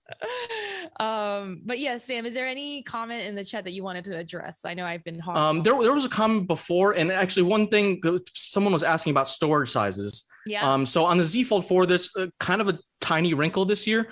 If you start with 12 gigs of RAM and 256 gigs of storage, you can upgrade. If you pre-order, you will get a free upgrade to 16 gigs of RAM. So you can, or, if you just buy it after, release, you can also upgrade to 16 gigs of RAM. And storage is 256, 512. And this year, there is a new 1 terabyte storage option that's available exclusively on Samsung. So if you, really need a phone with 1 terabyte of storage, that does exist now. Just don't go looking for it at Best Buy. And then they also mentioned colors. I think we kind of want to talk about colors, but notably there is a exclusive burgundy color for the Z Fold 4 that's also available exclusively on Samsung. So, I think the burgundy is nice, and it's really interesting because especially for the Z Fold 4, the colors are kind of the same as they were last year. There's gray green, which it looks very, very similar to Phantom Green from last year. Phantom Black is, kind of classic black. And then there's a new beige, and I don't know who's asking for a beige phone. Maybe, hit me up in the comments if I'm wrong and like beige is like hot again. I don't know. But, you were talking about Bora Purple. That's like, very similar to the lavender they had before. Yeah. So that's like, the blue is like actually kind of newer and kind of a little bit more exciting. And then there's black. And then there's also there's going to be bespoke versions of the Z Flip 4 too. The bespoke stuff looked really cool. I at the like physical in-person tour before the hands-on, they put together a bespoke version of the Flip just by selecting colors on a device and then assembled one on the spot, which is pretty cool. I want to address that local guy who says, can you guys talk about the watches? Why did they kill the physical bezel on the watch? It was one of its best aesthetic features. I agree with you. I mean, Sam and I talked a little bit about this before the event today. We also asked Samsung, what the kind of thought process behind that, and they didn't really give us an answer. They said like, hey, maybe we'll follow up with you, but like they basically just didn't give us an answer on why they didn't include the physical bezel on the new watches. And for me, I've used Samsung watches for years, and it's like that's definitely a bummer to me. They are still going to sell the Watch 4 Classic, so if you really want that physical bezel, it sucks, but you kind of have to buy last year's watch. Although that necessarily isn't that big of a deal because as we found out, the chips inside the watch are actually the same as last year. Yep. So it's not like a huge performance difference. The thing that is different about the Galaxy Watch 5, which we were going down a list of devices and listing what was different. So let me tell you what's different about the Watch 5 from the Watch 4. It's got the same chip, like we said, but it's got some improvements in the algorithm of the processing there. Sure. The biggest difference, in my opinion, in addition to the durability, is using sapphire crystal glass screen this time, is the refined curvature on the underside. So Samsung's really redesigned the underside of the watch to increase the sensor specifically. You're right. To increase the surface area that is in contact with your wrist, so you get more reliable readings as you're walking around, which actually is a really important thing because a lot of these smartwatches that we have nowadays, they don't stay in contact with your wrist as much. So one thing I noticed during my hands-on is that when I was doing the body fat scan, the one that uses BIA on, and this is also not a new feature, it was already on the Galaxy Watch 4. When I did it on the Watch 5 at the hands-on demo, it was noticeably faster than on the Watch 4, which made me think that there was a new chip, but actually there was no new chip. Also, side note, I've lost 2% body fat. Hey. Hey. since I last tested the watch. So there you go. But you know, I would say that like, although a lot of the changes seem very minimal to this year's generation of products across the Fold, the Flip, the watches, honestly, the Buds 2 Pro seem like the only things that got a real, you know, upgrade. I would still say that these are pretty solid products in the market, right? Like the foldables are the best Android foldables around, or actually the best foldables around. The watches are the best smartwatches for Android, honestly, still. Like until the Pixel Watch comes out and we can say for certain, there's still no better smartwatch for Android owners or users than the Galaxy Watch series. So, I mean, Sam, you use the Galaxy Watches, right? Like you're happy with them. Yeah. You know, I really appreciate the physical bezel. It makes controlling the watch a lot easier and a lot like speedier. You know, like I'll get like a notification for like a meeting, and I can just like, I don't even have to look at it. I can just like spin the bezel, and it just like notification goes away. And, you know, kind of like you said, like we've been waiting all this time for Google to come out with, you know, a watch that uses their OS. And it's like, you know, Samsung has, you know, now had 2 watches. And then this fall, you know, it finally feels like, you know, we're going to get a real choice in terms of like high end or, you know, premium smartwatches for Android users. And so I think that'll be really interesting to see, you know, how those compare. So we'll have, you know, we'll definitely have more to say later in the fall. Yeah. Speaking of the bezel, one last thing I will say is that, yes, there is still a touch-sensitive border framing the Watch 5 and the Watch 5 Pro's screens. I was using it to kind of like toggle through a list of workouts to start. And I just found myself kind of accidentally triggering the on-screen elements more often than I would on the Watch 4. I personally still prefer a physically rotating bezel for that navigation interface. It just makes so much more sense, and it's just less clumsy when compared to the digital touch-based bezel sensor. But you know, I also want to shout out Michael in the chat, said that going back to the Fold for a little bit, you want to use an S Pen, but you believe that it needs a silo on board to be viable. And when we were talking about the S Pen, I think it's natural to assume we mean the S Pen Pro or the S Pen Fold Edition, which both are more pencil-sized styli. They're the regular, like they're the size you'd imagine a regular pen to be. But don't forget, the Note series S Pen is actually a lot smaller and thinner and fits very nicely into the body of a phone. The main difference, I think, is that its nib is a lot smaller and sharper, right? Probably. And that's why I think that's part of the limitations that Samsung is facing, is that like if we could make a smaller stylus, sure, but it's so sharp it might damage the screen. A lot of things to consider here. We are dealing with like novel form factors. Right. And kind of to your point, there is a new standing case with a pen slot that, you know, official from Samsung. So they are thinking about that. It's just not in the actual body of the phone, which is a little disappointing. Yeah. So I'm going down through more of the comments. People were talking about like, people miss the Note. I mean, why not? Oh, and then what's different about the Watch 5 Pro? So the Watch 5 is available in 40 and 40 millimeter sizes. The Watch 5 Pro comes in 45 millimeters. And despite its very chunky looking screen and body and titanium case, it doesn't have a physical bezel either. So, but I guess because the whole thing about the Watch 5 Pro is designed for outdoor use, it's designed to be like more durable and rugged. I guess if you have a rotating piece on there, it's more possible that it'll break if you accidentally smash it into something. Yeah, I thought about that. It's like, you know, you don't want it to like dirt to get underneath that bezel, but like I don't know, speaking from myself, I haven't had an issue with that on the, you know, Watch 4 Classic, so I don't know how much of a concern that is. But like, yeah, Sherlyn, tell me more about like how you think like this move to a Galaxy Watch 5 Pro is going to do. Do you think this is something that people were asking for, or because I'm kind of like not entirely sure about what the market for this thing is. I know, I was confused because we've heard the rumors about the Watch 5 Pro. I just thought it would be like a higher spec version. But then when Samsung described it to us, they were like, this is designed for the great outdoors. Like, what the hell does that even mean? And they were like, oh, we, got GPS on board. The regular Watch 5 also has GPS, but okay. This one's got GPS. It's the big selling point is the bigger screen. Yep. And the bigger battery, right? 590 milliamp hours on a smartwatch is unheard of today, unless we're talking huge Garmin watches. And I think they were quoting battery life times of up to 80 hours. Yeah. And so theoretically, that's pretty solid. And to be clear, you can already get smartwatches that will last you like several days, but those are more likely or like lower featured or like less. And they typically don't have like built-in GPS. Yeah, like the Fitbits and the Garmins of the world. Sure, they can last you days and days, but they're not as full featured. They won't have like, all day heart rate tracking or behind the scenes, auto detection of when you're working out, that sort of thing. So tricky. I also love how everyone on the chat, by the way, during the keynote was like, sponges. Sponge phone, galaxy butts, meow meow cats. Yeah.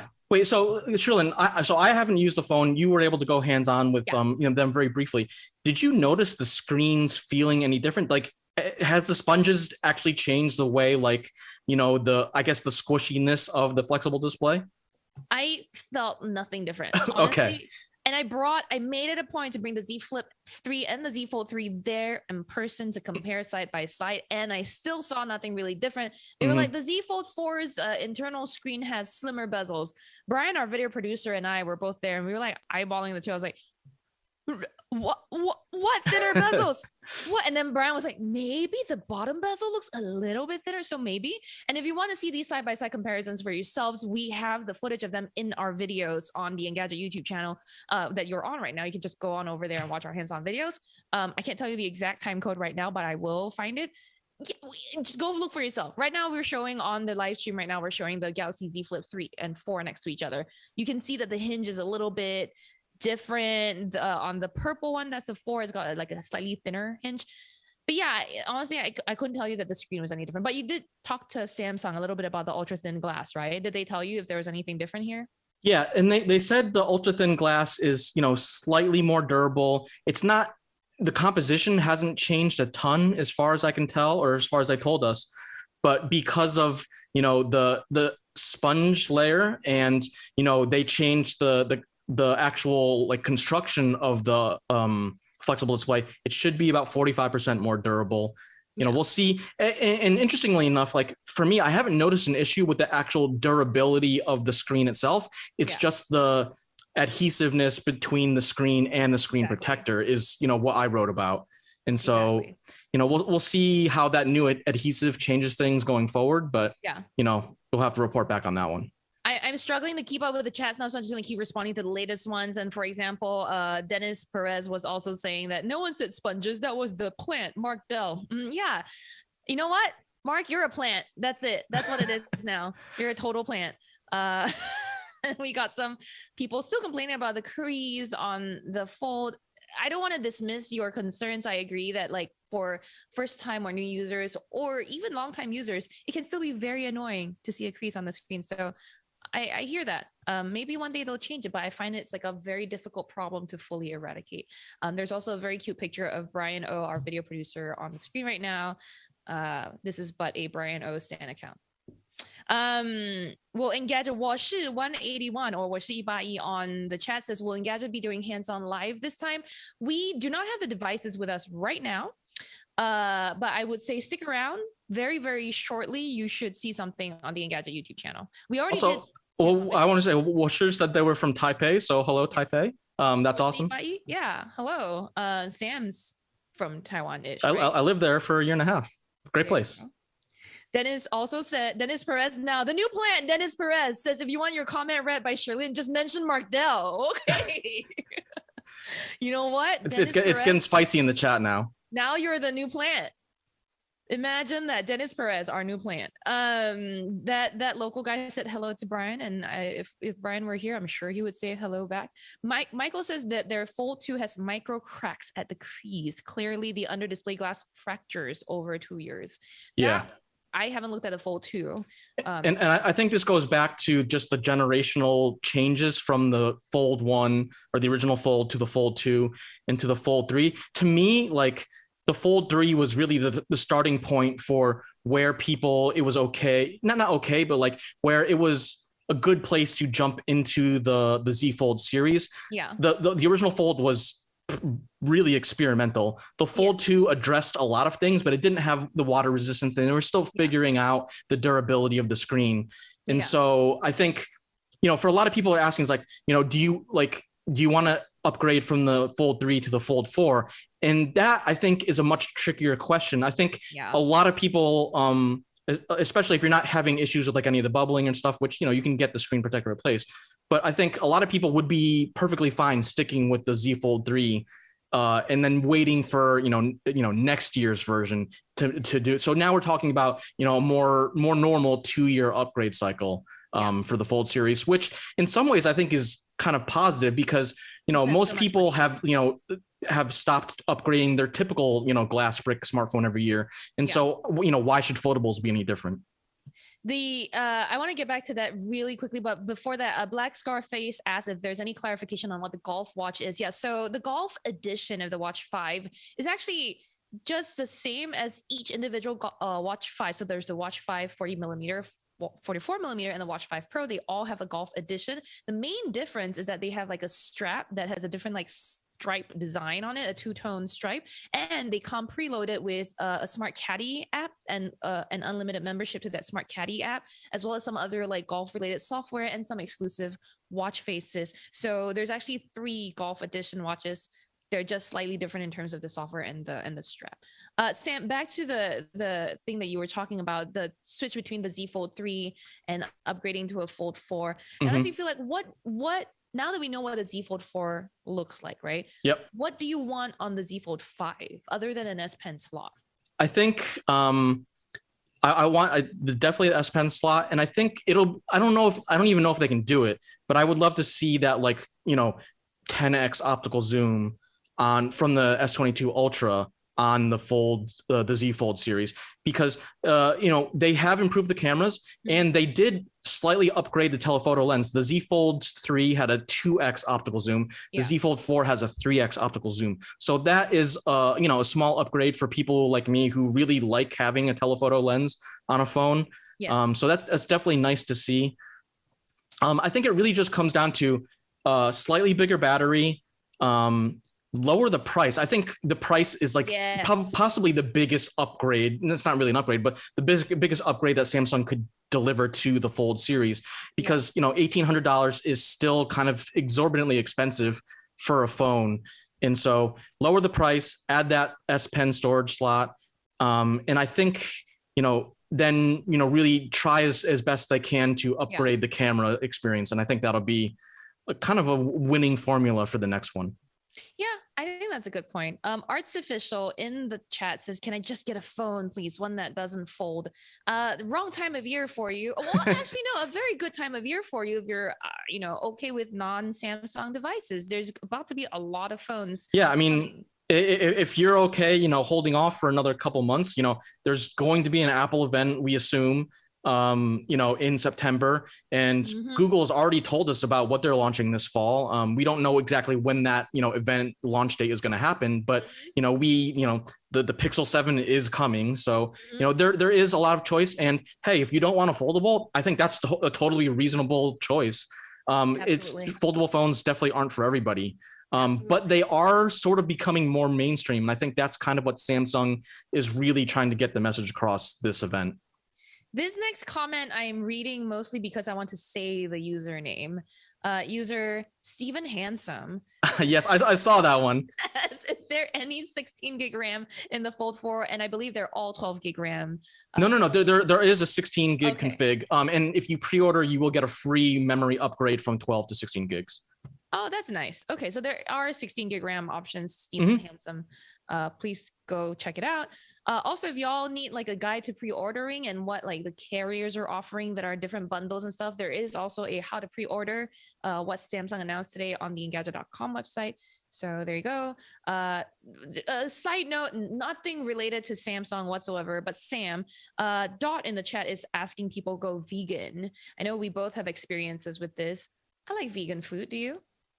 I look, I like eating meat, but I think, you know, one thing that like I try to do is like do like a meatless Monday, or at least like, you know, like a animal free day at least once a week. And I think, you know, they kind of touched on this in the Unpacked event. And, you know, they were talking about like, you know, where we want to talk about sustainability and recyclability. And, you know, there is like a handful, not a ton, but a handful of components that use recycled ocean-bound plastics in the new devices. Sherlyn, something just happened. Let's talk about it. I got a shock. Mr. Mobile, Michael Fisher, how dare you? Mr. Mobile says unsubscribe. Excuse me. I guess I'm unsubscribing you from showing up on our podcast tomorrow, Mr. Mobile. Ooh. But yes, the Engadget podcast is live streamed here on the Engadget YouTube channel every Thursday at usually 10 a.m. Eastern. But because we have a special guest this week, the Mr. Mobile himself, we're pushing things a little later. We're starting at 11 a.m. Eastern tomorrow here on the Engadget YouTube channel. So come over and hang out with me, Sam, and maybe Michael Fisher, I guess. I don't know. I feel like he unsubscribed. Is this the official special guest announcement? Yes, this is the official special guest announcement. I did give Sam like a teaser. I was like, I think we have a special guest coming on for the podcast this week. Sam does not know who's coming.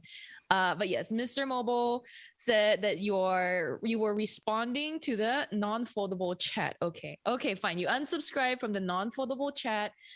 You are re-invited back to the podcast tomorrow. Come on. So yes, if you enjoy Mr. Mobile, and you know, for Mr. Mobile, you know, he's also been like a big, you know, foldable. Yeah, he has a ton of foldable experience. And, you know, there was he did a video a while back about his journey to repair the screen on his Razr. And so if you're interested in like checking about how like the inside and how like, you know, what the really challenges of this, you know, flexible display technology are, like that's a really good video to check out. Absolutely. I support watching that video as well. Mr. Mobile makes like super in-depth and really well thought out videos. So go watch them after you're done watching Engadget's videos. Of course. Sir Holmes in the chat says Samsung equal cute boys. I mean, have we reached that portion of this live chat? They had another BTS cameo. That's not entirely inaccurate. They did have a BTS cameo, and I've already forgotten it happened. Can we talk a moment about that Emily in Paris intro and outro? Because I was gonna say, I am so glad that you are here because I have not seen a single minute of Emily in Paris. I did not catch that reference at all. So I'm glad that like, you know, you have this, you know, cultural knowledge that I am not a part of. The problem is I recently was rewatching Emily in Paris literally like just last night because it's such a good show to fall asleep to because it's, you know, I mean, that's kind of weird praise for a show. It's like, oh, this show is awesome. Makes me fall right asleep. Yes, exactly. It's a great show because it's so mindless and not boring, but boring anyway. A few people are saying BTS either is overrated or they're supportive of BTS in the chat. You do you like whatever you like. I'm a big fan of KDA and G-IDLE myself, but there you go. Super Clone is saying that Mr. Fisher's Into the Fold and When Phones Were Fun, I think, were, you know, stellar series, which is true. And you know, all the thirst coming for Mr. Mobile. And then I want to say Mark Dell was shouting out, oh, sorry to mention our plant, the weed, Mark Dell again, but Mark Dell rightly points out that our video team was ready with the BTS B-roll as soon as we talked about it, which thank you for always acknowledging our team because we do have a team of people behind the scenes, Julio Barrientos, Luke Brooks, who are helping. And also shout out to our closed captioner. We talk very quickly and it's such a chore to keep up with what we're saying, but we have a closed caption person working on it. Is there anything else you want to point out, Sam? I don't think so. We talked about the exclusive colors. We talked about the new 1 terabyte version. Apparently, Samsung's site is crashing right now due to, I guess, demand or interest. I'll be interested to see. I'm really interested to see about the growth of Samsung's foldable sales year over year. So they said just shy of 10 million for last year. It'll be interesting to see what that number is for the next update.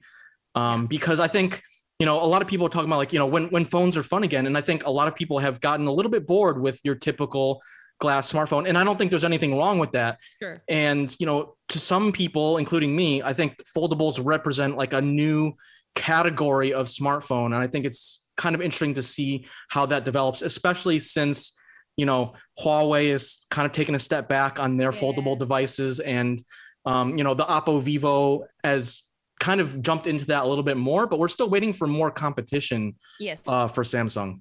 Yes. Do we think that Apple will be providing some of that competition at first? Not anytime soon.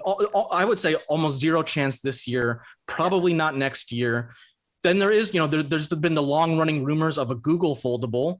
That's probably almost certainly not going to happen this year, but 2023 might be an option for a Google foldable phone. Yeah. And that'll be really interesting to see how they take, especially, how they integrate Android 12L and future versions of Android, because Google has, they are also very involved with this. They lay a lot of the groundwork for that software integration, which is, a lot of times overlooked, but is like actually one of the most impactful things about how you use a foldable phone.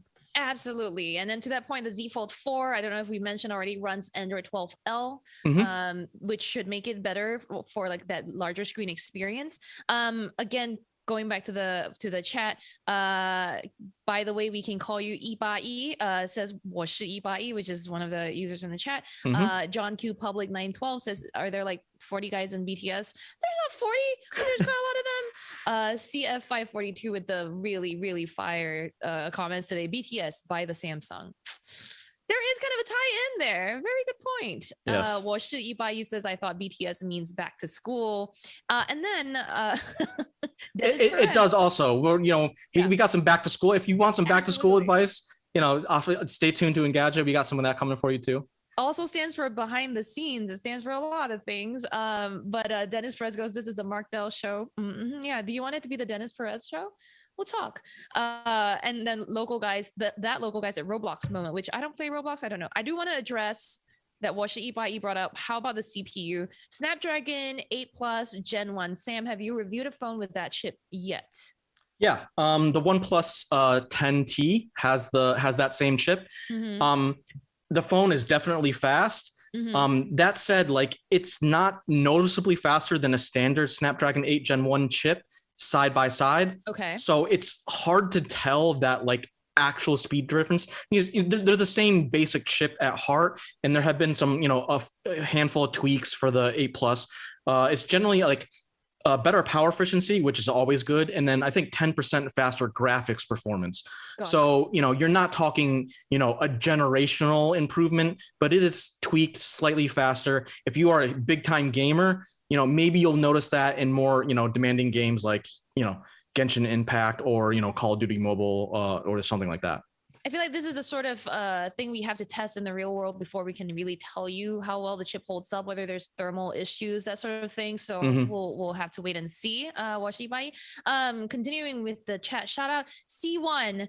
I kind of don't want to talk about this comment, but I kind of want to. C1 says taking nudes will be a whole nother level with the Flip.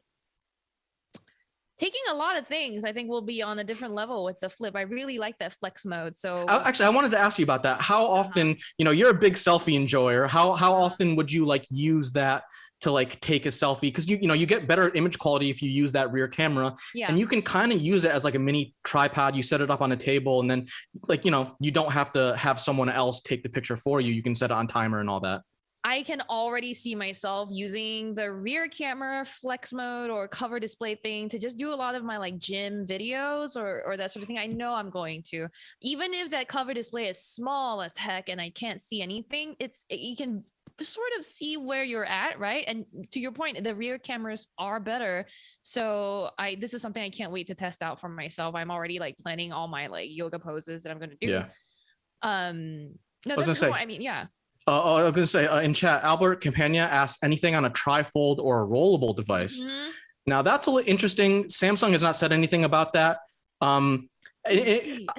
Weirdly enough, the company that's like talked the most about having a trifold or a rollable phone is TCL. They still haven't, put anything, on the market that you can actually buy, but they have done promising like 3 times. This is yeah, the year we're gonna yeah. But they have, showed off some demos, some prototypes, some concept devices. And it's definitely an interesting, and adds even more kind of intrigue to like the possibility or the potential of foldable devices. Mm-hmm. But sadly, there's nothing we can actually test out just yet. Yeah, not from TCL anyway. Nothing that they're actually selling to people. Maybe prototypes. CF542 has a comment that's kind of like a tie-in with what we were talking about, Mr. Mobile. But CF542 said, "Fun phones died with LG." Since we were talking about TCL, that's kind of relevant. Fun phones like the LG Wing. Yeah, I was gonna say I think that was 2020, which is like kind of depressing. I said that the LG Wing was the most fun phone of 2020. Yeah. That device had definite issues, but LG was really like trying some stuff with some of the phones that they released before they got out of the mobile business. And even with you go as far back as when they did the G8 Flex or something like they were the first to do like a slightly curved phone that will hug your butt. Basically, they did the selfie, the fingerprint sensor on the back. Yep. First, they moved it first. I mean, like they pioneered. They had that the palm reading technology as a way to like biometric authentication. Do you remember that one? I do not remember that one. Holy crap! But do you remember the modular LG phone? Yes, that was the G5. The G7 or the 5? That's how far back we have to go. That's the G5, where you had to take the bottom of the phone off, take the battery out, and then you can add on accessories. I remember, I'll always never forget the G5 because that was also the same year that they announced the LG Rolling Bot, which is the little like ball with cameras on it that was like, would roll around your house. And I don't know if they ever released that, but I always thought that was a really cool device. Amazing. Yeah. And then a couple years later, Samsung kind of copied it with like the Samsung, I think it was the Samsung Bally. Bally. And they showed it off at CES, and that was at least 2 years ago, maybe 3. Yeah. And we've never seen that thing see the light of day yet either. But this is now we're just like getting nostalgic for like old like concept stuff that never came out. I know. Super Clone in the chat says even the LG V60 ThinQ with the detachable screen. Yeah, that was unique. Don't forget, LG was one of the first to bring a wide angle camera set up to a solo primary rear camera. So everyone's sort of adopting LG, implementations of certain things, and poor LG is just gone. I feel kind of bad for them. Yeah. Someone says that we broke YouTube, or that the stream it has a problem, or people are saying go refresh the stream. Not really sure. If you're having problems with the stream, let us know. Washa Ibai says that the Flip 4 CPU wasn't shown during the presentation, so I'm here to confirm it for you. Is the Snapdragon 8 Plus Gen 1. We're also getting confirmation from our video team that our stream is fine. It might be your machine blowing up because we've been here for a while. Speaking of, we will stick around, I think, for maybe 10 to 15 minutes more, Sam, at most. Because we gotta go places. But yeah, get in your final questions, everybody, right now.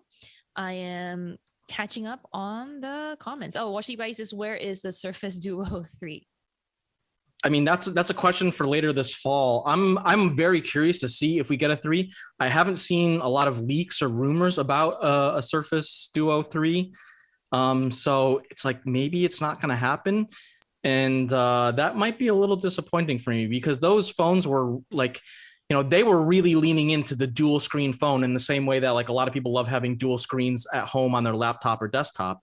Yeah. And that was like another wrinkle in not quite foldable, but like a lot of the like technology and the software compatibility is something that could transfer over to a foldable, because the Z Fold 4 and the other folds, they have that split screen mode. Yep. And there are one other thing, there are some new gestures for the Z Fold, so you can switch between split screen and multi-window mode and full screen mode a little bit easier. And that's something that I'm going to be interested to check out, because having that, making it easier to get that like multiple window view is like really adds to the productivity potential of the phone. One thing that Microsoft really needs to fix with the Surface Duo is like right now the hinge in between the two displays, it's eating up content. If you open something up full screen, you lose letters, you lose words. That hinge doesn't display things. That's one of the drawbacks. But once they figure that out, I feel like the hardware is really there. The Surface Duo hardware is one of the best. I mean, the Surface Duo 2, I'm not a big fan of the like really weird camera. The camera bump was a weird departure because I think that the Surface Duo, like I said, I agree with you completely. The Surface Duo 1, like the sleekness and the like really thinness and like just the way it like folded flat on both ends exactly was incredible. And then like that is something that is going to be hard to duplicate if you have a huge camera bump on the back. Yeah, but at the same time, you know, taking photos is an essential part of a smartphone nowadays. It's like people take more photos probably on their phone than they make phone calls. And the Surface Duo had a really, really shitty camera experience too, because it had only the one little like under screen, I think not under screen, but like just a very one notch sort of camera, and maybe in its bezel. And then it would have to like, you would have to deliberately flip the screen to face outwards for the like screens to switch orientation because it only had one. So if you want to take a selfie, you'd have to like make sure the viewfinder is facing you, and the software needed to change what screen was active. But anyway, that we already covered that in our Duo and Duo 2 reviews, so we can talk about. You can check out our reviews for that. I want to say that a lot of people are bringing up things like the S Pen again and the keynote again. First of all, the Samsung live stream is obviously over. Samsung's keynote ended about 48 minutes ago. We're just here kind of like in our feelings with you. So no, Redstone Roche, the original Samsung stream did not crash, it just is over. We've got people asking about laptops and tablets. Why were there no laptops and tablets this time around? Because they were announced earlier this year. There was a new Galaxy Tab S9, I want to say, with the S8. The S8 with the S8 Ultra was the tablet that they launched this year. Another thing, when you were talking about software for the Z Fold 4, by the way, Sam, when you talked about the different new gestures, one of the questions that came up during Samsung's keynote in our chat was whether any of the new software introduced to the Fold and Flip would be trickled down to the Z Fold 3 and Z Flip 3.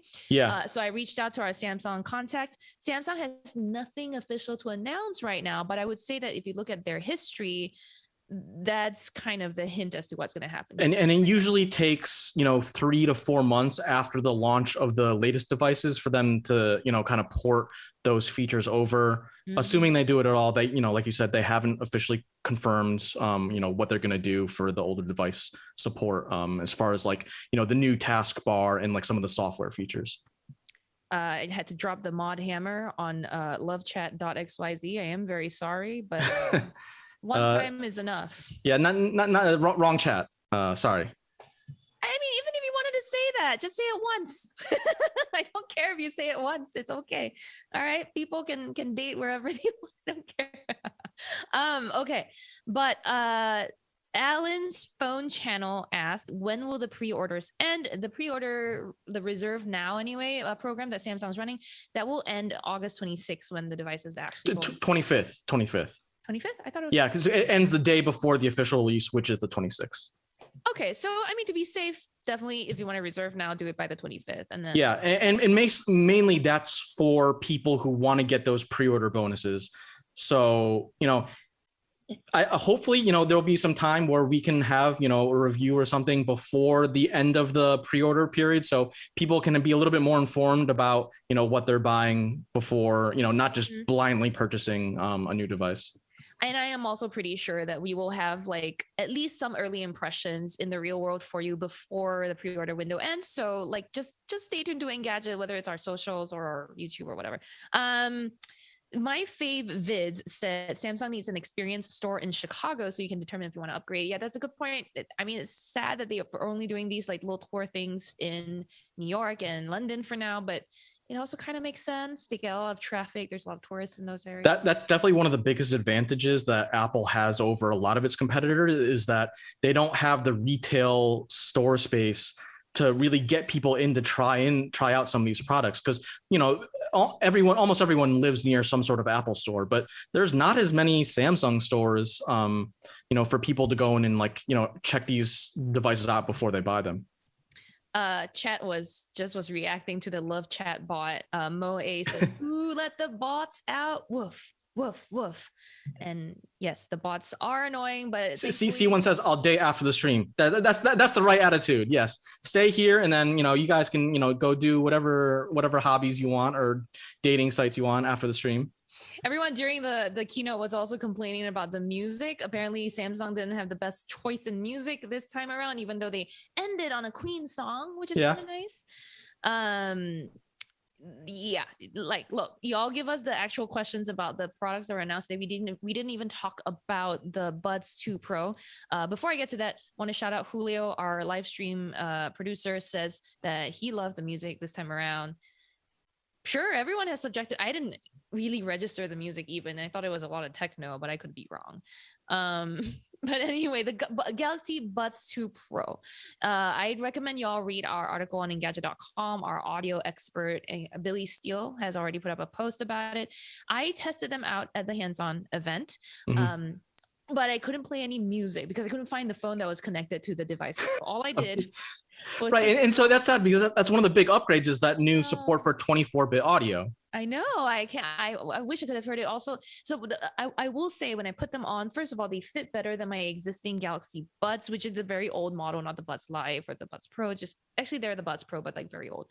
But they fit really well, very comfortable. I think they even fit better than the Pixel Buds.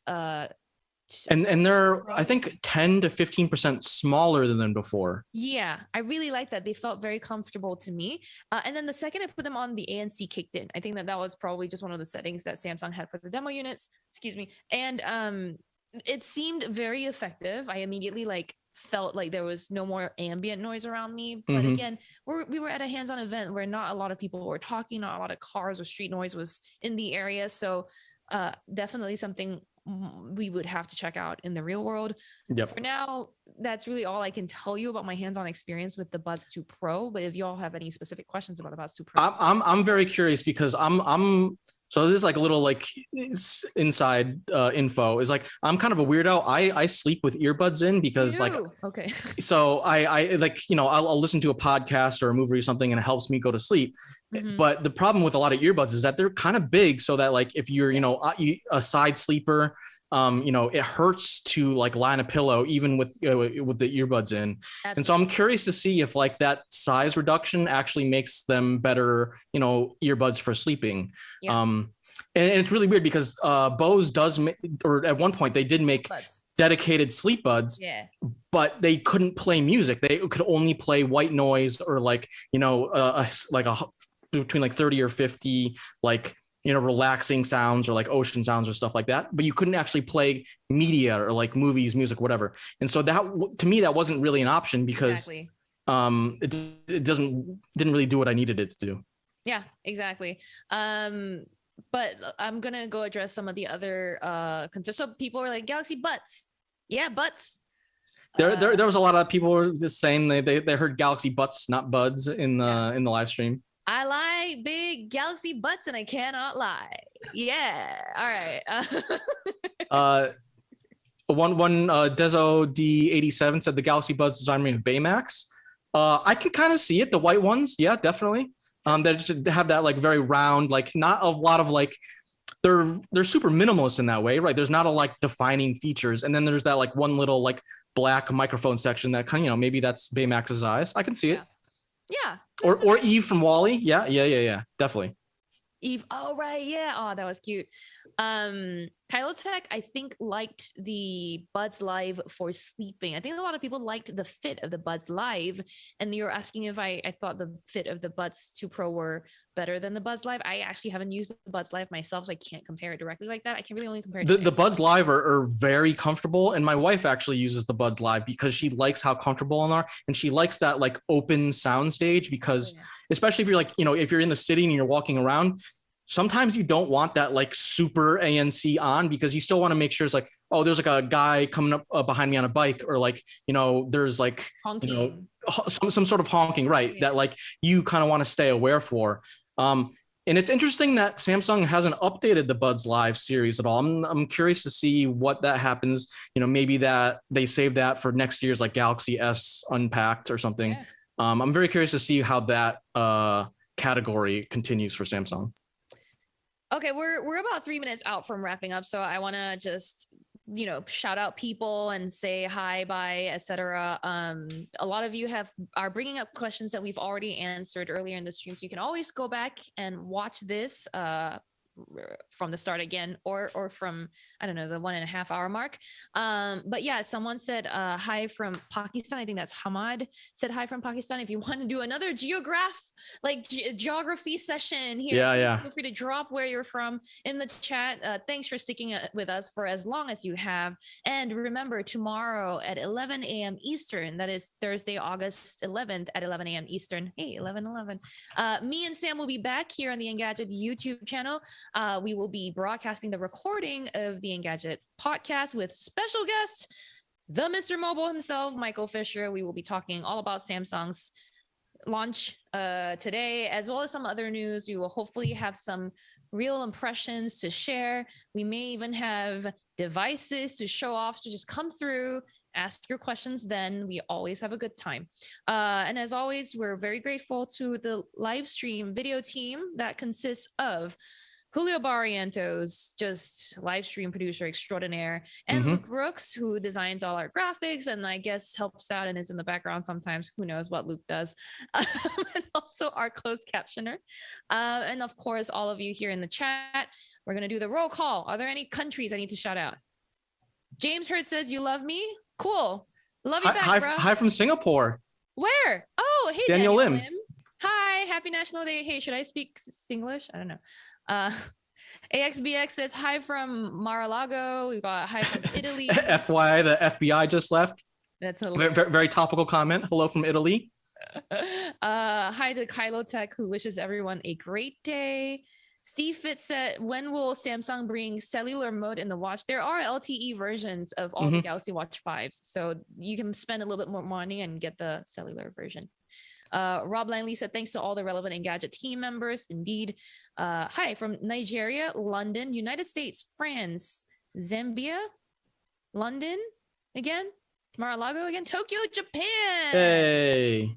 Romania. We got the globe pretty well covered. Kenya. Awesome. Yes, exactly. We've got really great. Oh, Joe Rosberg says hi from Singapore. Hey, all my Singaporeans, where you at? Hello. Hi from the Philippines, North Korea. C1, you're lying now. C1 has set Mar-a-Lago in North Korea at this point. I'm on to you.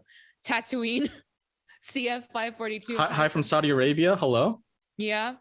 The Amir Fakhri says Galaxy butts have a butt secret. I don't know what that is.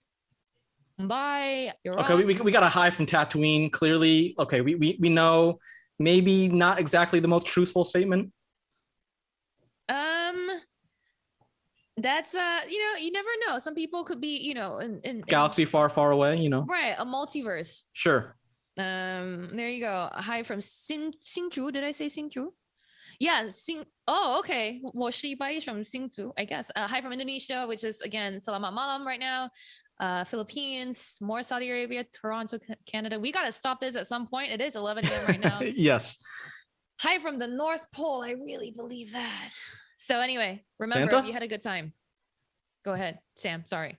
Oh, I was gonna say this Santa Claus. One small thing is like I saw a lot of highs from Nigeria and West Africa. I actually just learned how to make jollof rice the other day, so and it was delicious. I really want to learn how to cook more African food.